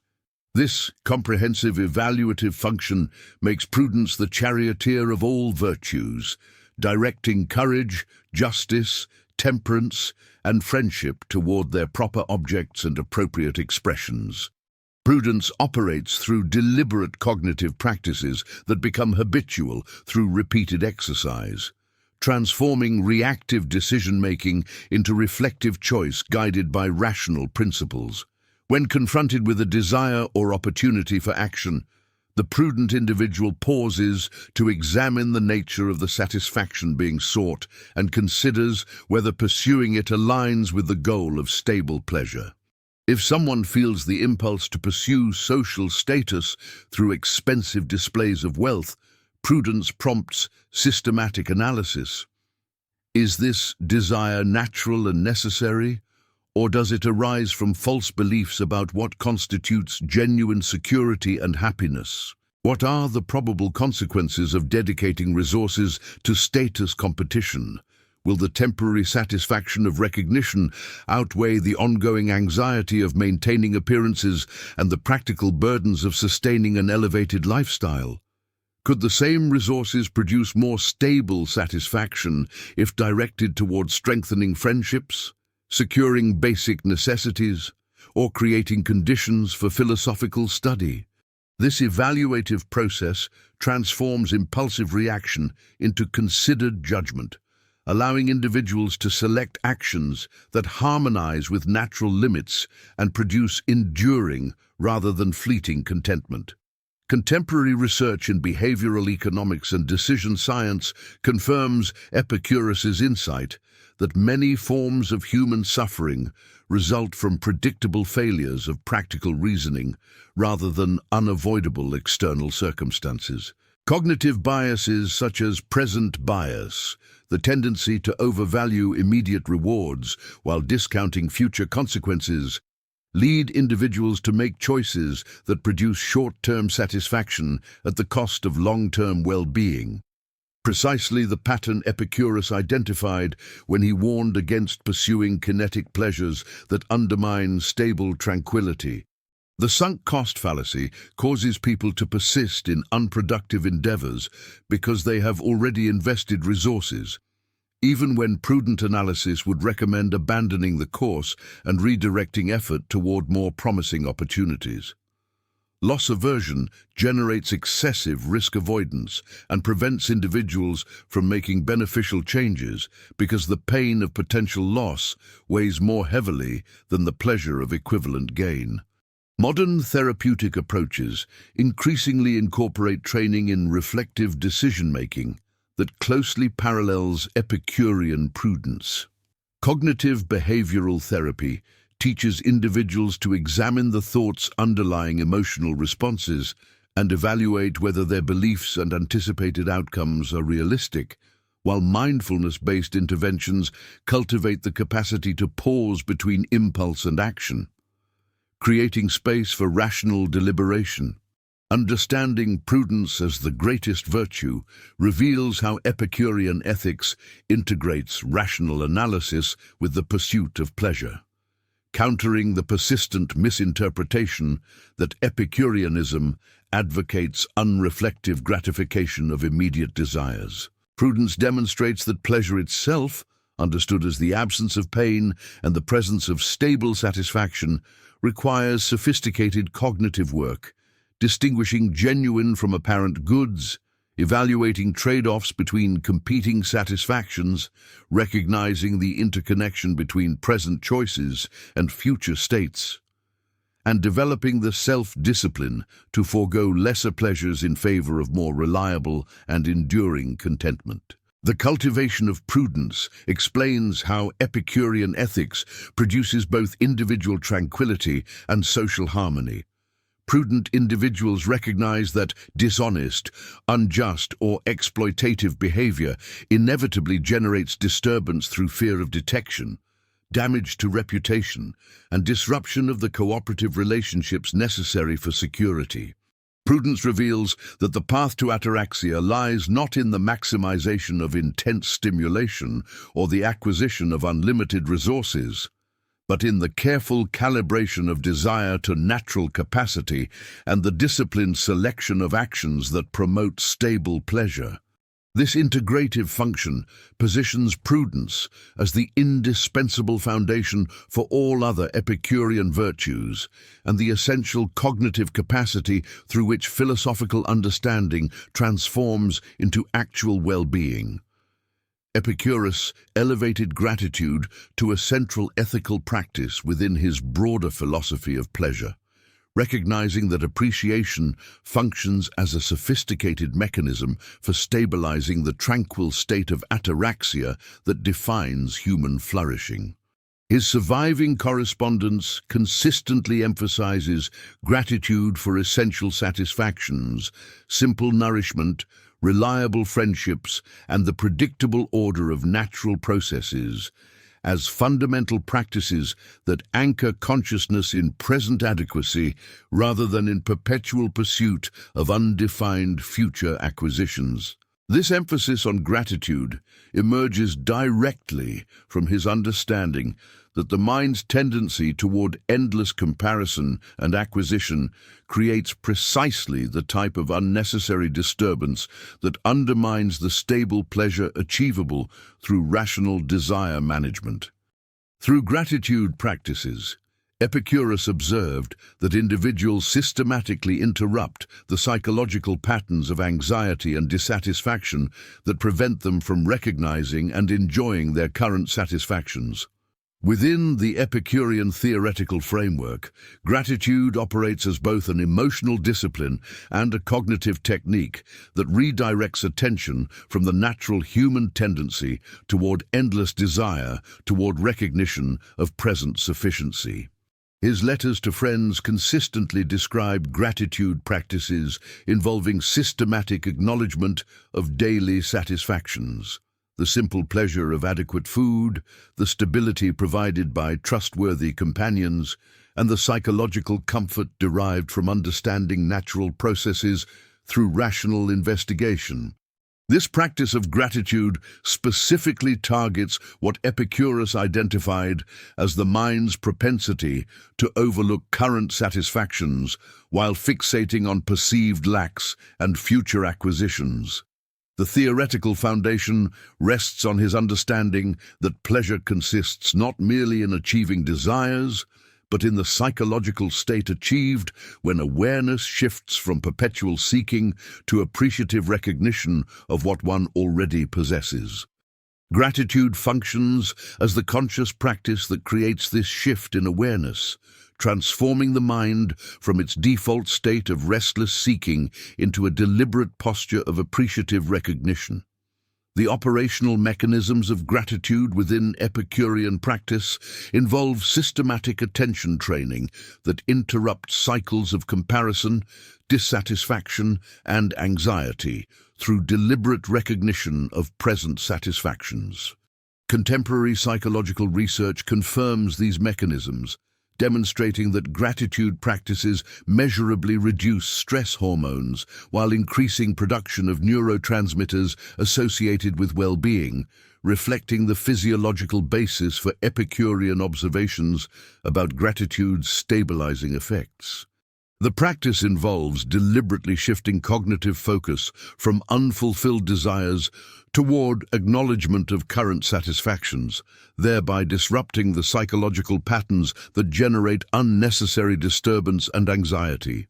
Modern applications of this understanding include therapeutic interventions, teaching patients to identify and appreciate specific daily satisfactions, workplace programs designed to improve employee satisfaction through systematic recognition practices, and community-building strategies that strengthen social bonds through mutual appreciation and acknowledgement. These mechanisms align precisely with Epicurean desire management, creating psychological stability through attention rather than acquisition. Contemporary applications of Epicurean gratitude practices appear throughout modern psychology and wellness movements, where systematic appreciation training has become recognized as an effective intervention for depression, anxiety, and relationship satisfaction. Corporate wellness programs increasingly incorporate gratitude exercises based on research showing their measurable impact on employee morale and productivity, while therapeutic modalities like positive psychology specifically emphasize gratitude journaling and appreciation practices as core components of mental health interventions.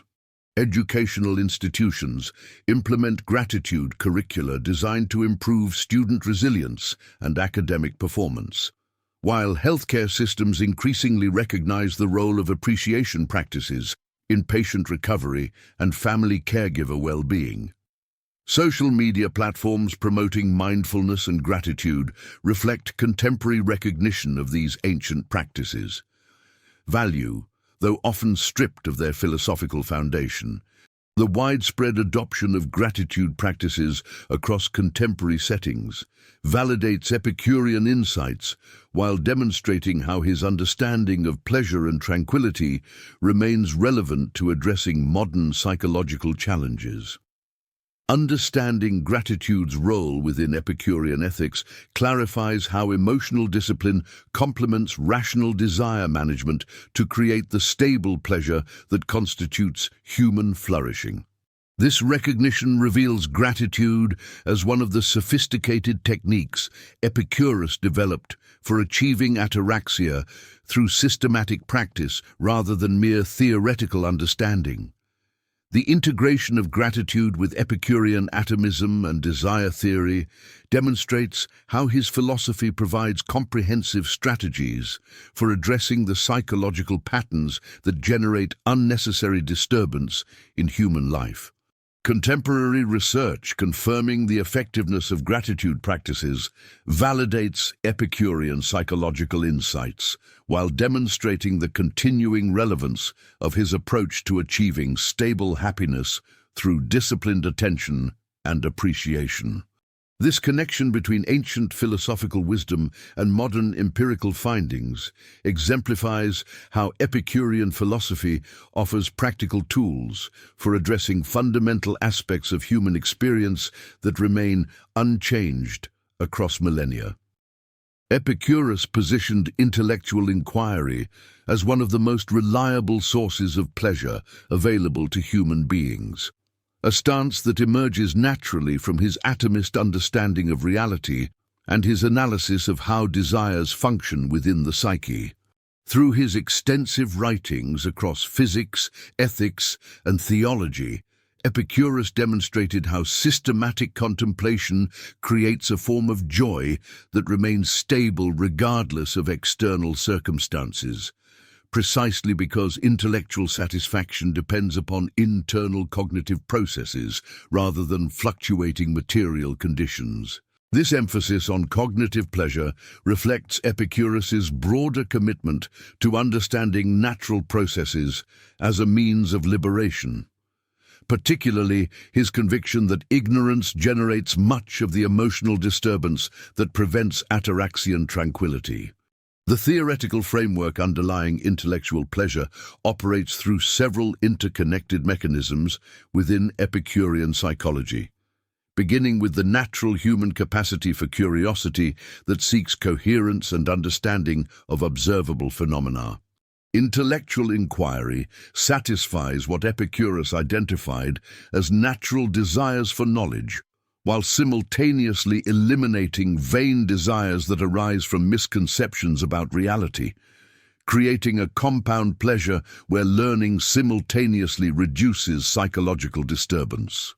The pleasure derived from contemplation remains stable because it stems from the rational faculties themselves rather than external objects, meaning that intellectual satisfaction cannot be disrupted by the same fluctuations that affect kinetic pleasures tied to material possession or social status.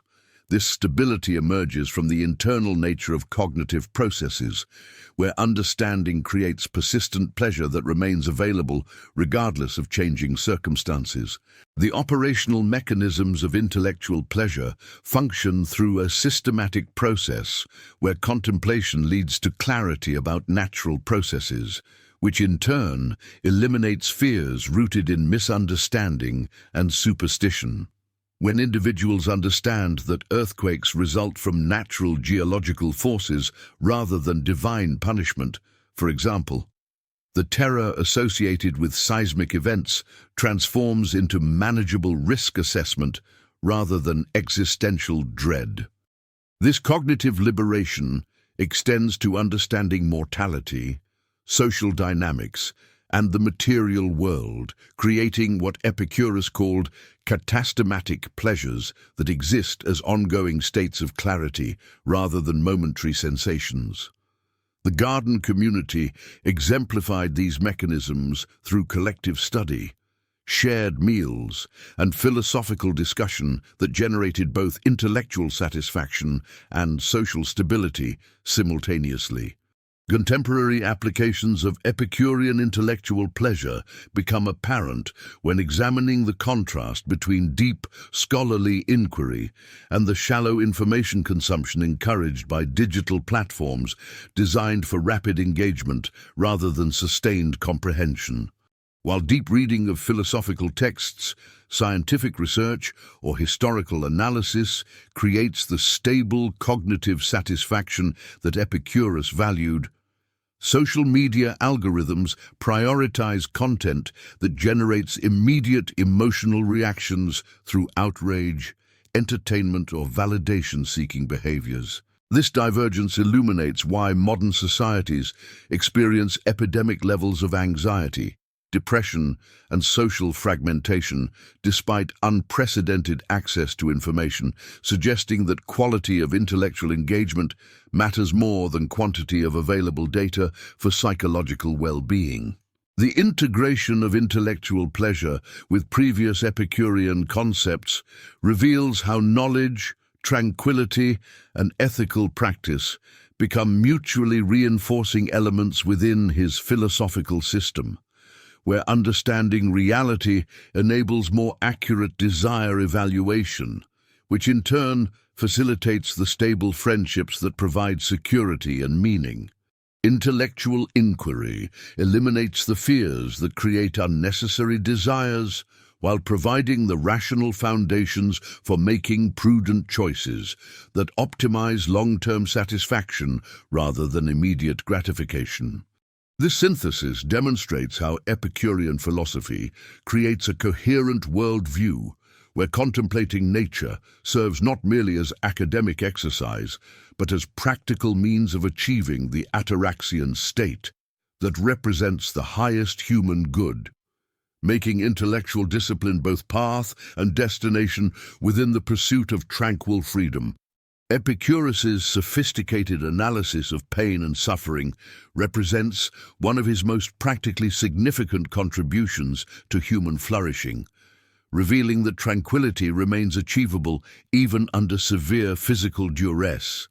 Through careful observation of different types of pain, Epicurus distinguished between acute suffering that is intense but temporary, and chronic conditions that may be persistent but typically remain within manageable bounds.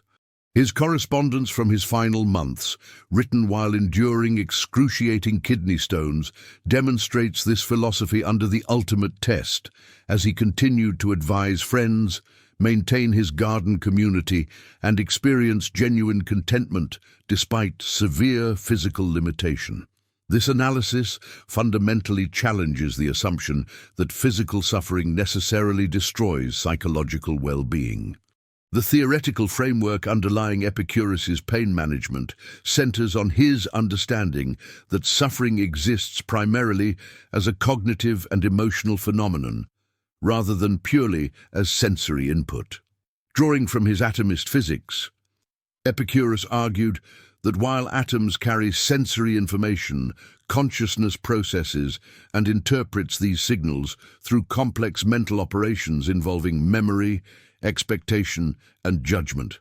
Pain becomes problematic when it triggers fears about future suffering, regrets about past experiences, or anxieties about lost capacities rather than through its immediate sensory characteristics. The philosopher's training enables individuals to observe pain directly without the cascade of additional mental disturbances that transform manageable physical sensations into overwhelming psychological suffering. Epicurus's operational mechanism for managing pain operates through several complementary strategies that redirect attention and interpretation away from suffering's most destabilizing aspects. First, he emphasized comparing present pain with memories of past pleasures, not to deny current suffering, but to maintain perspective on its limited duration and severity relative to life's broader satisfactions. Second, he advocated rational examination of pain's actual characteristics rather than imagined extensions, distinguishing between what is actually happening versus worst-case scenarios our minds construct. Third, Epicurus trained himself to continue engaging with philosophical inquiry and community relationships despite physical discomfort, preventing isolation and despair from becoming additional sources of suffering beyond the original physical cause. Contemporary pain psychology extensively validates Epicurus's insights through research on pain perception, catastrophizing, and cognitive behavioral interventions that transform suffering through mental discipline rather than mere pharmaceutical management. Modern studies demonstrate that individuals who understand pain as a temporary sensory experience, rather than evidence of ongoing damage or future deterioration, report significantly lower subjective suffering, even when their physiological pain levels remain unchanged. Chronic pain patients who learn to observe sensations without emotional elaboration, maintain social connections during flare-ups, and focus on controllable aspects of their experience show dramatically improved quality of life compared to those who ruminate on pain's meaning and implications. This research confirms Epicurus's core insight that the right mental approach can prevent suffering from overwhelming one's capacity for tranquil contentment. Understanding Epicurus's approach to managing pain reveals the profound, practical implications of his philosophy for achieving ataraxia under all human circumstances, demonstrating that tranquility depends not on external conditions but on mental discipline and rational understanding. This insight validates the Epicurean pursuit of philosophical education as essential preparation for life's inevitable challenges, showing that the garden's simple living practices and intellectual pursuits create resilience capable of sustaining happiness even during severe physical adversity. Epicurus's final letters, composed while experiencing excruciating pain, serve as living testament to his philosophy's practical power, illustrating how deep understanding of natural processes and disciplined mental habits can maintain genuine well-being regardless of external circumstances, ultimately proving that ataraxia remains accessible even in suffering's presence. The transmission of Epicurean philosophy to Roman culture represents one of the most significant examples of cross-cultural philosophical preservation and adaptation in ancient history. Roman intellectuals recognized in Epicureanism a practical system of thought that addressed the specific anxieties of civic instability, social upheaval, and political violence that characterized the late Republic and early Empire periods. This cultural reception transformed Epicurean ideas from a Greek philosophical school into a foundational element of Roman intellectual discourse, with its influence extending far beyond academic circles into the practical concerns of Roman statesmen, poets, and citizens seeking psychological stability amid social transformation. The theoretical framework underlying Epicurean influence on Roman thought combined naturalistic explanations of phenomena with psychological tools for managing social complexity. Roman adoption focused on Epicurean atomism as providing systematic explanations for natural processes that competed effectively with traditional Roman religious interpretations, while the practical ethics of pleasure-seeking and fear avoidance offered strategies for navigating the unpredictable world of Roman politics and social hierarchies. The Romans particularly valued Epicurean ideas about friendship and community as alternatives to the factional conflicts and opportunistic alliances that dominated political life. This adaptation required translating Epicurean concepts into forms compatible with Roman cultural values while preserving the essential insights about human nature and the sources of genuine satisfaction. The operational mechanisms of Epicurean influence in Roman culture functioned through systematic preservation and creative reinterpretation of Greek philosophical materials. Lucretius's De Rerum Natura served as the primary vehicle for transmitting Epicurean physics, creating a comprehensive synthesis of atomist theory with Roman literary sensibilities that made these ideas accessible to educated Romans regardless of their philosophical background. The work combined rigorous philosophical exposition with poetic language that rendered complex atomic theories comprehensible and emotionally compelling. Roman intellectuals also adapted Epicurean psychological insights to address specific cultural concerns about authority, community, and individual identity within the Roman social hierarchy, developing applications of friendship theory and pleasure ethics that resonated with Roman concepts of civic virtue and social responsibility. Contemporary relevance of Epicurean influence on Roman thought manifests through Lucretius's De Rerum Natura as a foundational text for modern materialism, scientific naturalism, and philosophical discussions about consciousness and free will. Modern debates about the nature of consciousness often reference Lucretius's synthesis of atomic theory with psychological phenomena, while scientific materialism draws upon his systematic explanation of natural processes through purely physical mechanisms. Contemporary philosophical discussions about free will frequently engage with Epicurean concepts preserved in Lucretius, particularly the atomic swerve theory as an early attempt to reconcile determinism with agency.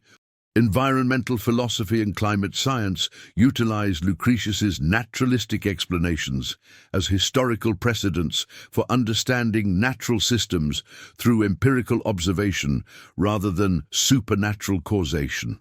Understanding Epicurean influence on Roman thought reveals the broader mechanisms by which philosophical ideas transmit across cultural boundaries while maintaining their essential insights about human experience. The Roman reception demonstrates how practical philosophical systems adapt to new cultural contexts while preserving their core psychological and ethical insights, providing a model for contemporary cross-cultural philosophical exchange. This transmission created a bridge between ancient Greek intellectual traditions and later European thought that influenced scientific revolution, Enlightenment philosophy, and modern secular humanism. The preservation and adaptation of Epicurean ideas through Roman culture exemplifies how philosophical insights about human nature, natural explanation, and the pursuit of genuine satisfaction transcend their original historical circumstances to inform enduring questions about consciousness, freedom, and the sources of human flourishing. Epicurus's naturalistic worldview represents one of philosophy's most significant influences on modern intellectual development, fundamentally shaping Enlightenment thought through Pierre Gassendi's revival of atomism as a scientific foundation. During the 17th and 18th centuries, Enlightenment philosophers increasingly turned to Epicurean materialism as an alternative to Aristotelian scholasticism and religious orthodoxy, finding in his teachings a method for understanding natural phenomena through empirical observation and rational analysis. This revival was not merely historical interest, but represented a genuine appropriation of Epicurean insights for addressing contemporary scientific and philosophical challenges.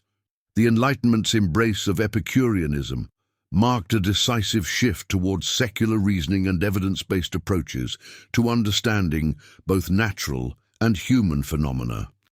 The theoretical framework connecting Epicurus to Enlightenment, thought centered on his rejection of supernatural explanations in favor of naturalistic causation, which provided intellectual foundations for emerging scientific methodologies. Enlightenment thinkers valued Epicurean epistemology for its emphasis on sensory experience as the basis of knowledge, its systematic application of atomic theory to explain natural processes, and its grounding of ethical principles in human psychology rather than divine command. This framework operated through Gassendi's reconstruction of Democritean atomism, which provided scientific explanations for natural phenomena without recourse to theological intervention. The theoretical continuity between Epicurean atomism and Enlightenment science created a philosophical bridge, allowing 17th-century thinkers to develop empirical methods while maintaining coherent metaphysical foundations. This intellectual framework demonstrated how ancient insights could inform modern scientific revolutions. Epicurean ideas operated within Enlightenment discourse by supporting empirical methodologies that sought causal explanations for natural phenomena, while systematically excluding supernatural assumptions from scientific explanation.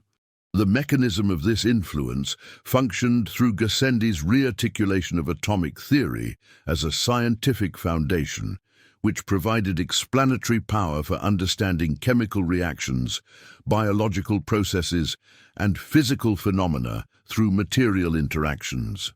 Enlightenment philosophers applied Epicurean principles to questions of ethics and political theory, arguing that moral principles should be derived from human nature and natural inclinations rather than religious doctrine. This operational framework allowed scientific inquiry to develop independently from theological constraints, creating intellectual space for experimental methods and empirical investigation. The systematic exclusion of divine intervention from natural explanations represented a direct application of Epicurean naturalism to Enlightenment scientific practice.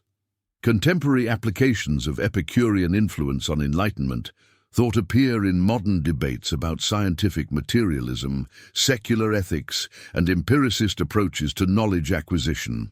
Modern discussions about consciousness and free will frequently reference Lucretius's atomic psychology as a historical precedent for contemporary materialist theories of mind. Contemporary environmental philosophy draws on Epicurean naturalism as a foundation for understanding human relationships with natural systems without appeals to supernatural purpose or design. The influence appears in debates about the relationship between science and religion, where Epicureanism provides historical precedent for naturalistic explanations of phenomena previously attributed to divine intervention.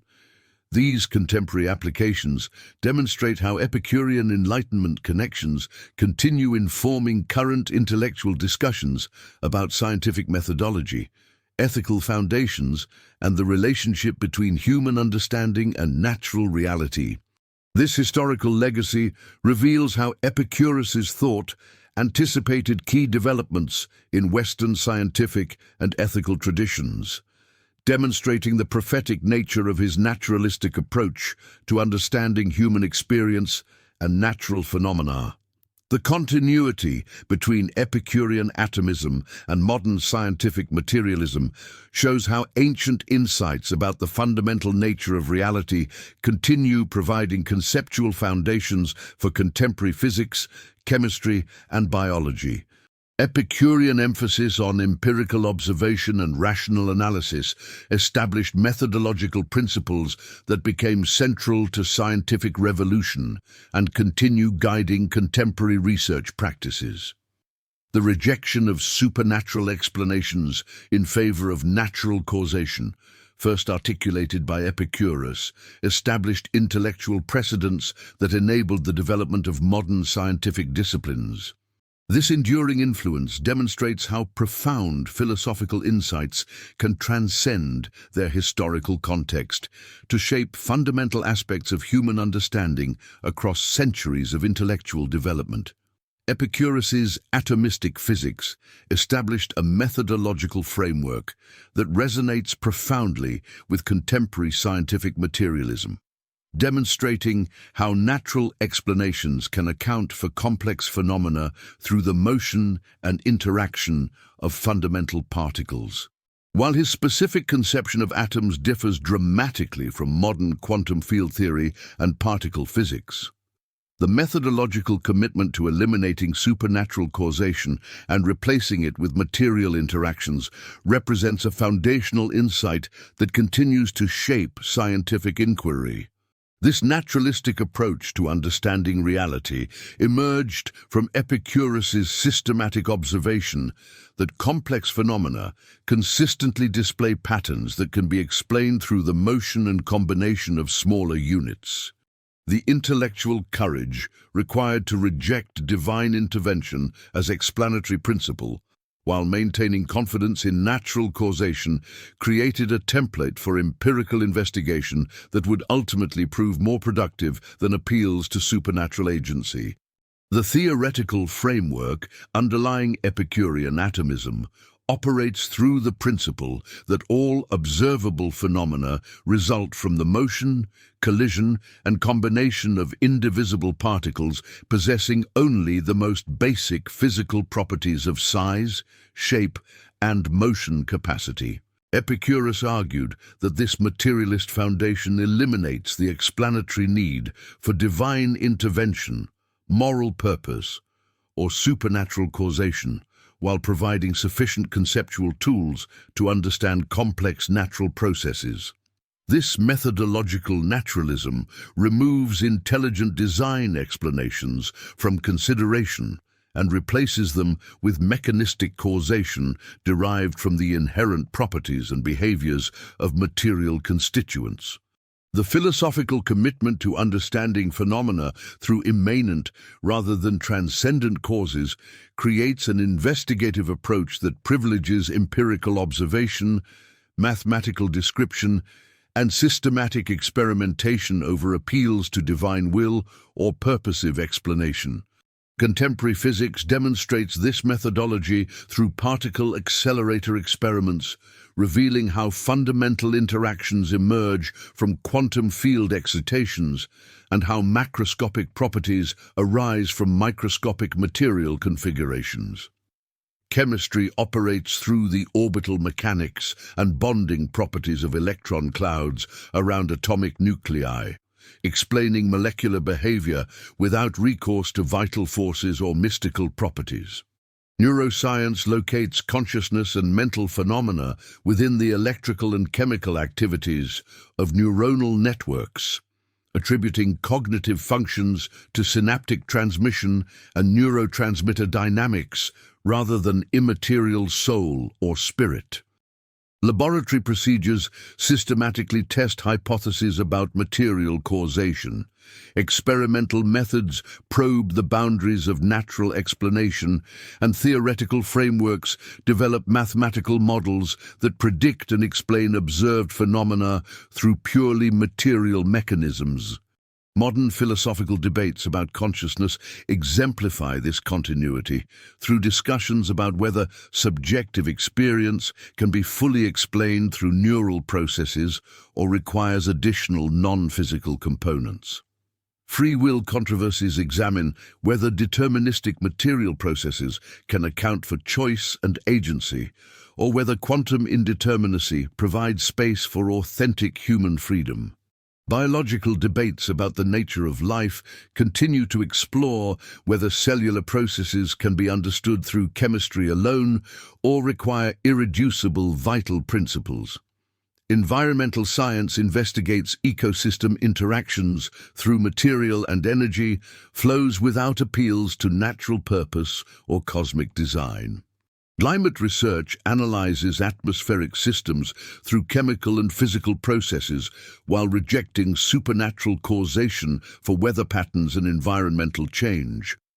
This methodological continuity reveals how Epicurean naturalism established foundational principles that continue to guide scientific philosophy while demonstrating the practical limitations of supernatural explanations when confronted with systematic observation and experimentation.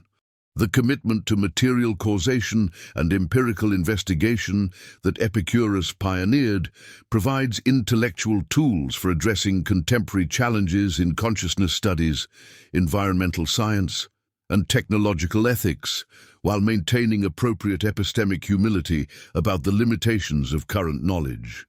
Recognizing this historical trajectory shows how ancient philosophical insights continue to inform modern scientific methodology, suggesting that the most profound human discoveries often arise from questions first articulated by thinkers who possessed only rudimentary technological tools, but possessed the intellectual courage to seek natural explanations for natural phenomena. Epicurean ethics provide a powerful counterpoint to contemporary consumer culture by emphasizing the limits of desire and the value of simplicity. This philosophical framework reveals how manufactured needs undermine psychological stability and distort our understanding of genuine pleasure. The ancient distinction between natural and vain desires gains unprecedented relevance in our era of algorithmic marketing, infinite digital choice, and engineered dissatisfaction. Modern consumer capitalism systematically amplifies the very desires that Epicurus identified as sources of psychological disturbance. Understanding this connection illuminates why contemporary individuals experience chronic anxiety, social comparison, and perpetual incompleteness despite unprecedented material abundance. Epicurus's theoretical framework distinguishes between three categories of desires: natural and necessary desires that support life and well-being, natural but non-necessary desires that provide variety without adding genuine satisfaction, and vain desires that neither occur naturally nor serve any constructive purpose. This classification system operates as an ethical mechanism for evaluating choices and managing psychological states. Vain desires include status displays, excessive wealth accumulation beyond basic needs, and social recognition unrelated to personal flourishing. The framework suggests that psychological stability emerges from systematically distinguishing between essential needs and artificial wants, created through social conditioning and commercial manipulation. This analytical approach reveals how consumer culture systematically blurs these boundaries to maximize spending and dependency. The operational mechanisms of this ethical system manifest through specific practices that resist external pressure for increased consumption. These mechanisms operate by creating deliberate pauses between desire recognition and acquisition, examining whether wants represent genuine needs or manufactured preferences. The system requires regular assessment of one's actual satisfaction levels versus projected improvements from additional acquisitions. Social comparison monitoring helps identify when status anxiety drives purchase decisions rather than practical utility. Financial tracking reveals spending patterns that correlate with emotional states rather than rational evaluation. These mechanisms function as psychological immune systems against the constant stimulation of marketing messages designed to create new categories of dissatisfaction and artificial urgency. Contemporary applications demonstrate how Epicurean moderation provides practical tools for navigating modern economic forces. Social media platforms exemplify this through infinite scroll design that creates artificial scarcity of attention and validation, generating perpetual desires for engagement metrics and viral moments. Algorithmically targeted, marketing identifies psychological vulnerabilities and exploits them through personalized recommendations that suggest specific acquisitions will resolve individual inadequacies. Wellness industries promote ongoing consumption of products and services disguised as necessary for optimal health and self-improvement. Financial independence movements embody Epicurean principles through reduced expenses, diversified skills, and simple living practices that resist the wealth accumulation treadmill. These applications show how ancient desire management remains relevant for understanding and counteracting systematic psychological manipulation in contemporary consumer environments. Integrative implications reveal how ancient desire management provides essential tools for navigating modern economic forces while preserving human agency and well-being. This perspective illuminates the connection between systematic consumption encouragement and rising rates of anxiety, depression, and social fragmentation despite unprecedented material access. Understanding these patterns helps individuals develop conscious resistance strategies that preserve psychological stability without requiring economic privilege or social withdrawal. The framework suggests that mindful consumption choices, voluntary simplicity practices, and community-focused values represent valid responses to commercial pressure rather than sacrifices of modern convenience. This ancient philosophical system offers practical wisdom for maintaining human dignity, authentic relationships, and genuine satisfaction within economic environments designed to undermine these very capacities through artificial desire, cultivation, and systematic dissatisfaction generation. The unity of Epicurean physics and ethics represents perhaps the most remarkable achievement of ancient philosophy, demonstrating how a coherent worldview can emerge when theoretical understanding and practical wisdom illuminate and reinforce each other. Epicurus's atomist physics, the fundamental doctrine that reality consists of indivisible particles moving through empty space, provides the logical foundation for his ethical teachings, while his practical insights about desire, pleasure, and friendship supply the motivational structure that makes his physics meaningful for human life. This integration prevents the fragmentation that has characterized much of Western philosophy, where abstract, metaphysical systems often bear little relation to lived human experience. Rather than treating physics and ethics as separate domains, Epicurus constructed what we might today call a comprehensive theory of human nature, one that unites our understanding of cosmic structure with our daily choices about how to live.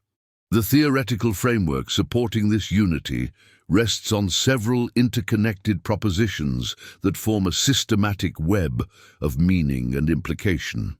Epicurus argued that understanding the true nature of reality, particularly the atomic structure of matter and the absence of divine intervention, necessarily eliminates groundless fears about supernatural punishment and cosmic chaos. This scientific literacy creates psychological tranquility by showing that natural processes operate according to predictable patterns rather than arbitrary divine will.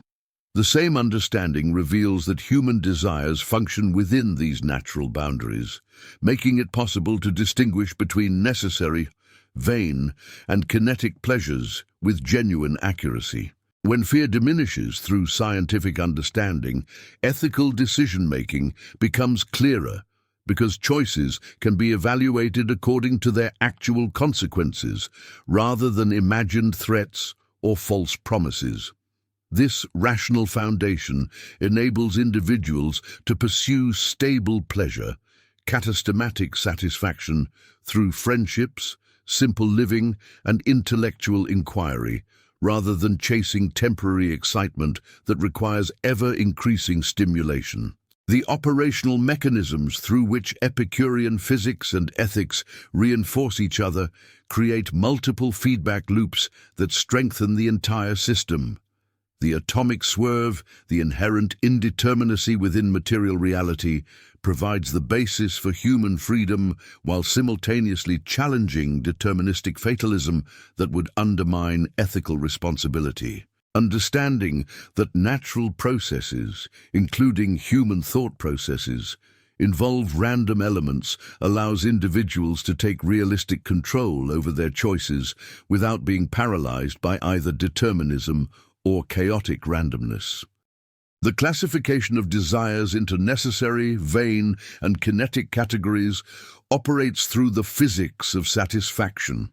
Necessary desires naturally terminate when satisfied, while vain desires multiply through social comparison and cultural conditioning, creating infinite appetite that can never be fulfilled. Kinetic pleasures, the excitement of consumption, require increasing amounts of stimulation, while katastematic pleasures achieve stability through repetition and deepening rather than escalation.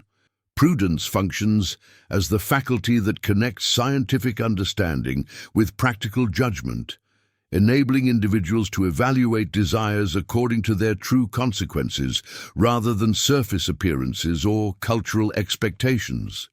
Contemporary interdisciplinary research in neuroscience, psychology, and philosophy demonstrates the continuing relevance of Epicurean integration, showing how modern scientific understanding of human nature mirrors ancient insights about the relationship between knowledge and well-being. Current research on decision-making reveals how cognitive biases and emotional factors systematically distort rational choice, supporting Epicurean emphasis on philosophical training to counteract these distortions.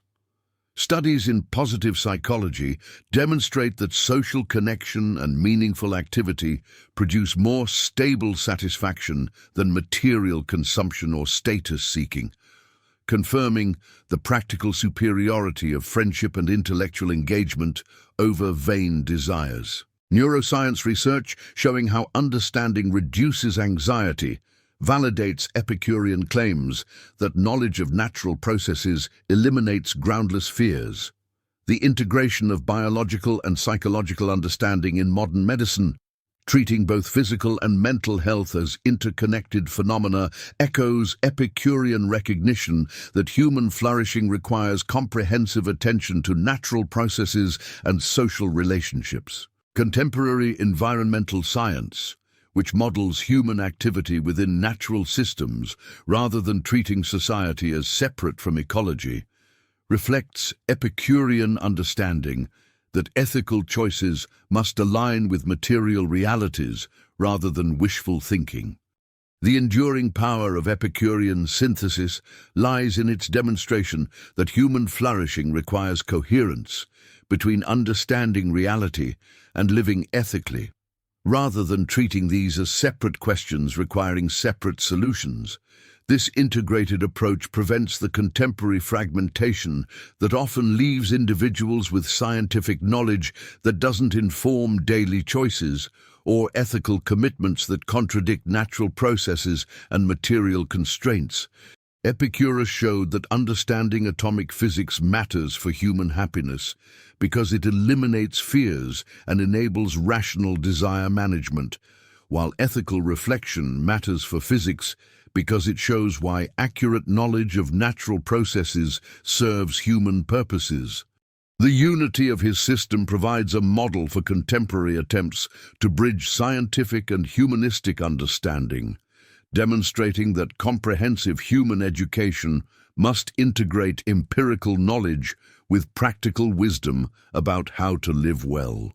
Perhaps most significantly, Epicurean synthesis reveals that philosophical coherence isn't merely an intellectual achievement, but a practical necessity for human well-being, requiring attention to both accurate understanding of natural processes and the disciplined cultivation of stable sources of satisfaction that enable genuine tranquility to flourish. Epicurean wisdom emerges as remarkably actionable guidance for navigating contemporary complexity through its systematic emphasis on simplicity, intellectual clarity, stable relationships, and disciplined desire. This practical philosophy demonstrates how ancient insights about human psychology address modern challenges with unprecedented precision, particularly in an era marked by information overload, existential anxiety, and the systematic amplification of artificial desires. Epicurus's insights emerge from his systematic analysis of psychological mechanisms that undermine tranquility and his recognition of the natural limits of pleasure within human experience.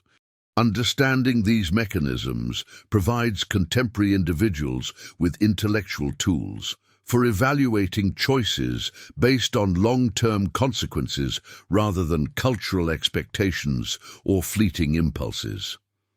The framework of Epicurean wisdom functions through recognizing how modern technologies and economic systems systematically exploit psychological vulnerabilities to generate artificial desires while obscuring their true nature. Contemporary social media platforms, advertising systems, and consumer capitalism amplify vain desires through infinite scroll mechanisms, algorithmic content curation, and targeted marketing that creates artificial scarcity of attention and validation. Epicurean analysis reveals how these systems operate through present bias, social comparison, and status anxiety to produce kinetic pleasures that provide temporary relief while creating long-term dependency and dissatisfaction. The philosophical framework guides individuals toward katastematic pleasures, stable satisfactions derived from cultivated friendships, meaningful intellectual inquiry, and disciplined desire, rather than the reactive consumption patterns that characterize modern life. This wisdom operates through practical mechanisms of choice evaluation, social relationship cultivation, and desire discipline that address specific contemporary challenges, including climate anxiety, political polarization, and social fragmentation. The mechanics involve deliberate pauses between desire, recognition, and acquisition, systematic examination of choices through long-term consequence analysis, and conscious cultivation of stable relationships that buffer against economic and social instability. Modern applications include minimalist lifestyle movements, reducing possessions to essential items, financial independence practices focusing on reduced expenses rather than income maximization, and community-building strategies that strengthen social bonds through mutual appreciation and shared philosophical understanding. These practices demonstrate how Epicurean principles translate into concrete behaviors that resist the systematic amplification of artificial needs while cultivating genuine sources of satisfaction. Contemporary contexts particularly benefit from Epicurean guidance in addressing overstimulation and existential anxiety through systematic application of natural understanding to replace supernatural explanations for natural phenomena. Modern healthcare integration of biological and psychological treatment reflects Epicurean recognition that understanding mechanisms reduces anxiety and improves outcomes. Environmental philosophy, drawing on Epicurean naturalism, provides framework for addressing climate change through scientific literacy rather than denial or apocalyptic thinking. Neuroscience research demonstrating how understanding reduces anxiety validates Epicurean emphasis on intellectual inquiry as reliable source of pleasure. The philosophical approach offers alternatives to contemporary spiritual seeking through cultivation of gratitude for simple satisfactions, recognition of natural limits, and appreciation for predictable order of physical processes. Integration of these principles reveals how ancient philosophy addresses modern challenges through systematic recognition that human satisfaction depends more on disciplined psychology than on external circumstances or technological advancement. Epicurean wisdom demonstrates practical application of atomist understanding, desire theory, and friendship cultivation to create resilient individuals capable of maintaining tranquility amid contemporary complexity. The philosophy's emphasis on long-term consequence evaluation, natural limit recognition, and community building provides systematic resistance to the anxiety, depression, and social fragmentation that characterize modern consumer culture. This synthesis shows that Epicurean principles offer not merely historical interest, but urgent contemporary relevance for individuals seeking authentic satisfaction and psychological stability within modern social and economic systems. Epicurus's ultimate promise that a life without fear is not only possible but constitutes the highest human achievement, represents the culmination of his systematic philosophical project developed through decades of community building, extensive writing, and careful observation of human psychology. This conclusion emerges from the integration of his atomic physics, desire theory, pleasure ethics, social philosophy, and practical wisdom into a coherent worldview that addresses every major source of human anxiety. The fear-free life, as Epicurus understood it, transcends mere absence of disturbance to encompass active tranquility, stable contentment, and resilient well-being that persists regardless of external circumstances. What makes this achievement remarkable is that it requires no supernatural intervention, religious faith, or social conformity. Only rational understanding of natural processes and disciplined application of ethical principles that can be cultivated through ordinary human effort. The theoretical framework for Epicurean fearlessness integrates several interconnected concepts that work synergistically to eliminate psychological disturbance. Ataraxia, the state of untroubled equilibrium, emerges naturally when individuals correctly understand the atomic nature of reality and abandon false beliefs about gods, death, and cosmic significance. The distinction between natural and vain desires provides a practical methodology for distinguishing necessary from unnecessary wants, while katastematic pleasures, stable satisfactions derived from friendship, understanding, and simple living, create resilient foundations for psychological security. The atomic swerve reveals genuine freedom within deterministic physical processes, enabling authentic human agency despite material constraints. This comprehensive framework operates through what Epicurus called philosophical therapeutics, systematic practices that diagnose and treat the cognitive distortions generating fear, anxiety, and unnecessary suffering through rational inquiry and disciplined habit formation. The operational mechanisms of fear-free living function through specific psychological and social processes that Epicurus systematically identified and addressed. Death anxiety dissolves through the recognition that consciousness depends on atomic arrangements that disperse at death, making non-existence literally unthinkable, since there is no self remaining to experience it.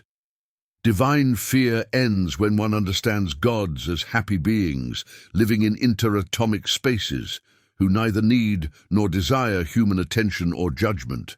Social anxiety decreases when one recognizes that reputation depends on arbitrary conventions rather than essential human value, while friendship provides stable support that makes social judgment less threatening. These mechanisms operate through what Epicurus termed the therapeutic syllogism, logical chains of reasoning that replace false beliefs with accurate understanding. Then practice those corrections until they become habitual responses to triggering situations. The garden community served as a living laboratory demonstrating how these mechanisms work collectively when reinforced by shared meals, philosophical discussion, and mutual support during difficult circumstances. Contemporary applications of Epicurean fearlessness address persistent patterns in modern life, where fear, amplification through information overload, social comparison, and economic uncertainty creates widespread anxiety, depression, and social fragmentation. Social media platforms systematically trigger comparison fears through infinite scroll mechanics and algorithmic content curation that creates artificial scarcity of validation and connection.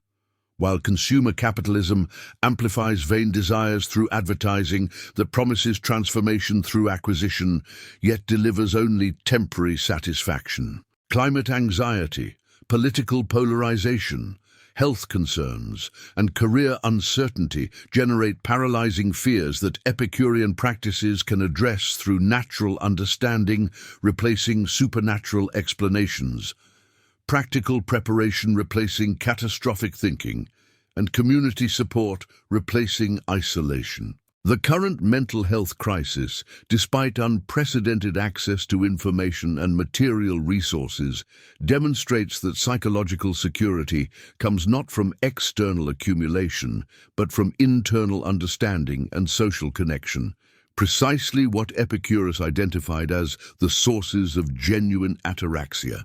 Understanding Epicurean fearlessness as a comprehensive philosophical system reveals its enduring relevance by demonstrating how individual concepts work together to create a complete approach to human flourishing.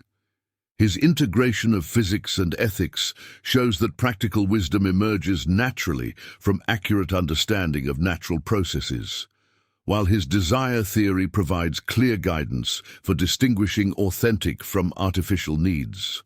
The emphasis on friendship as the highest good corrects modern misconceptions about individualism by showing that psychological security arises through interdependent relationships rather than autonomous self-reliance.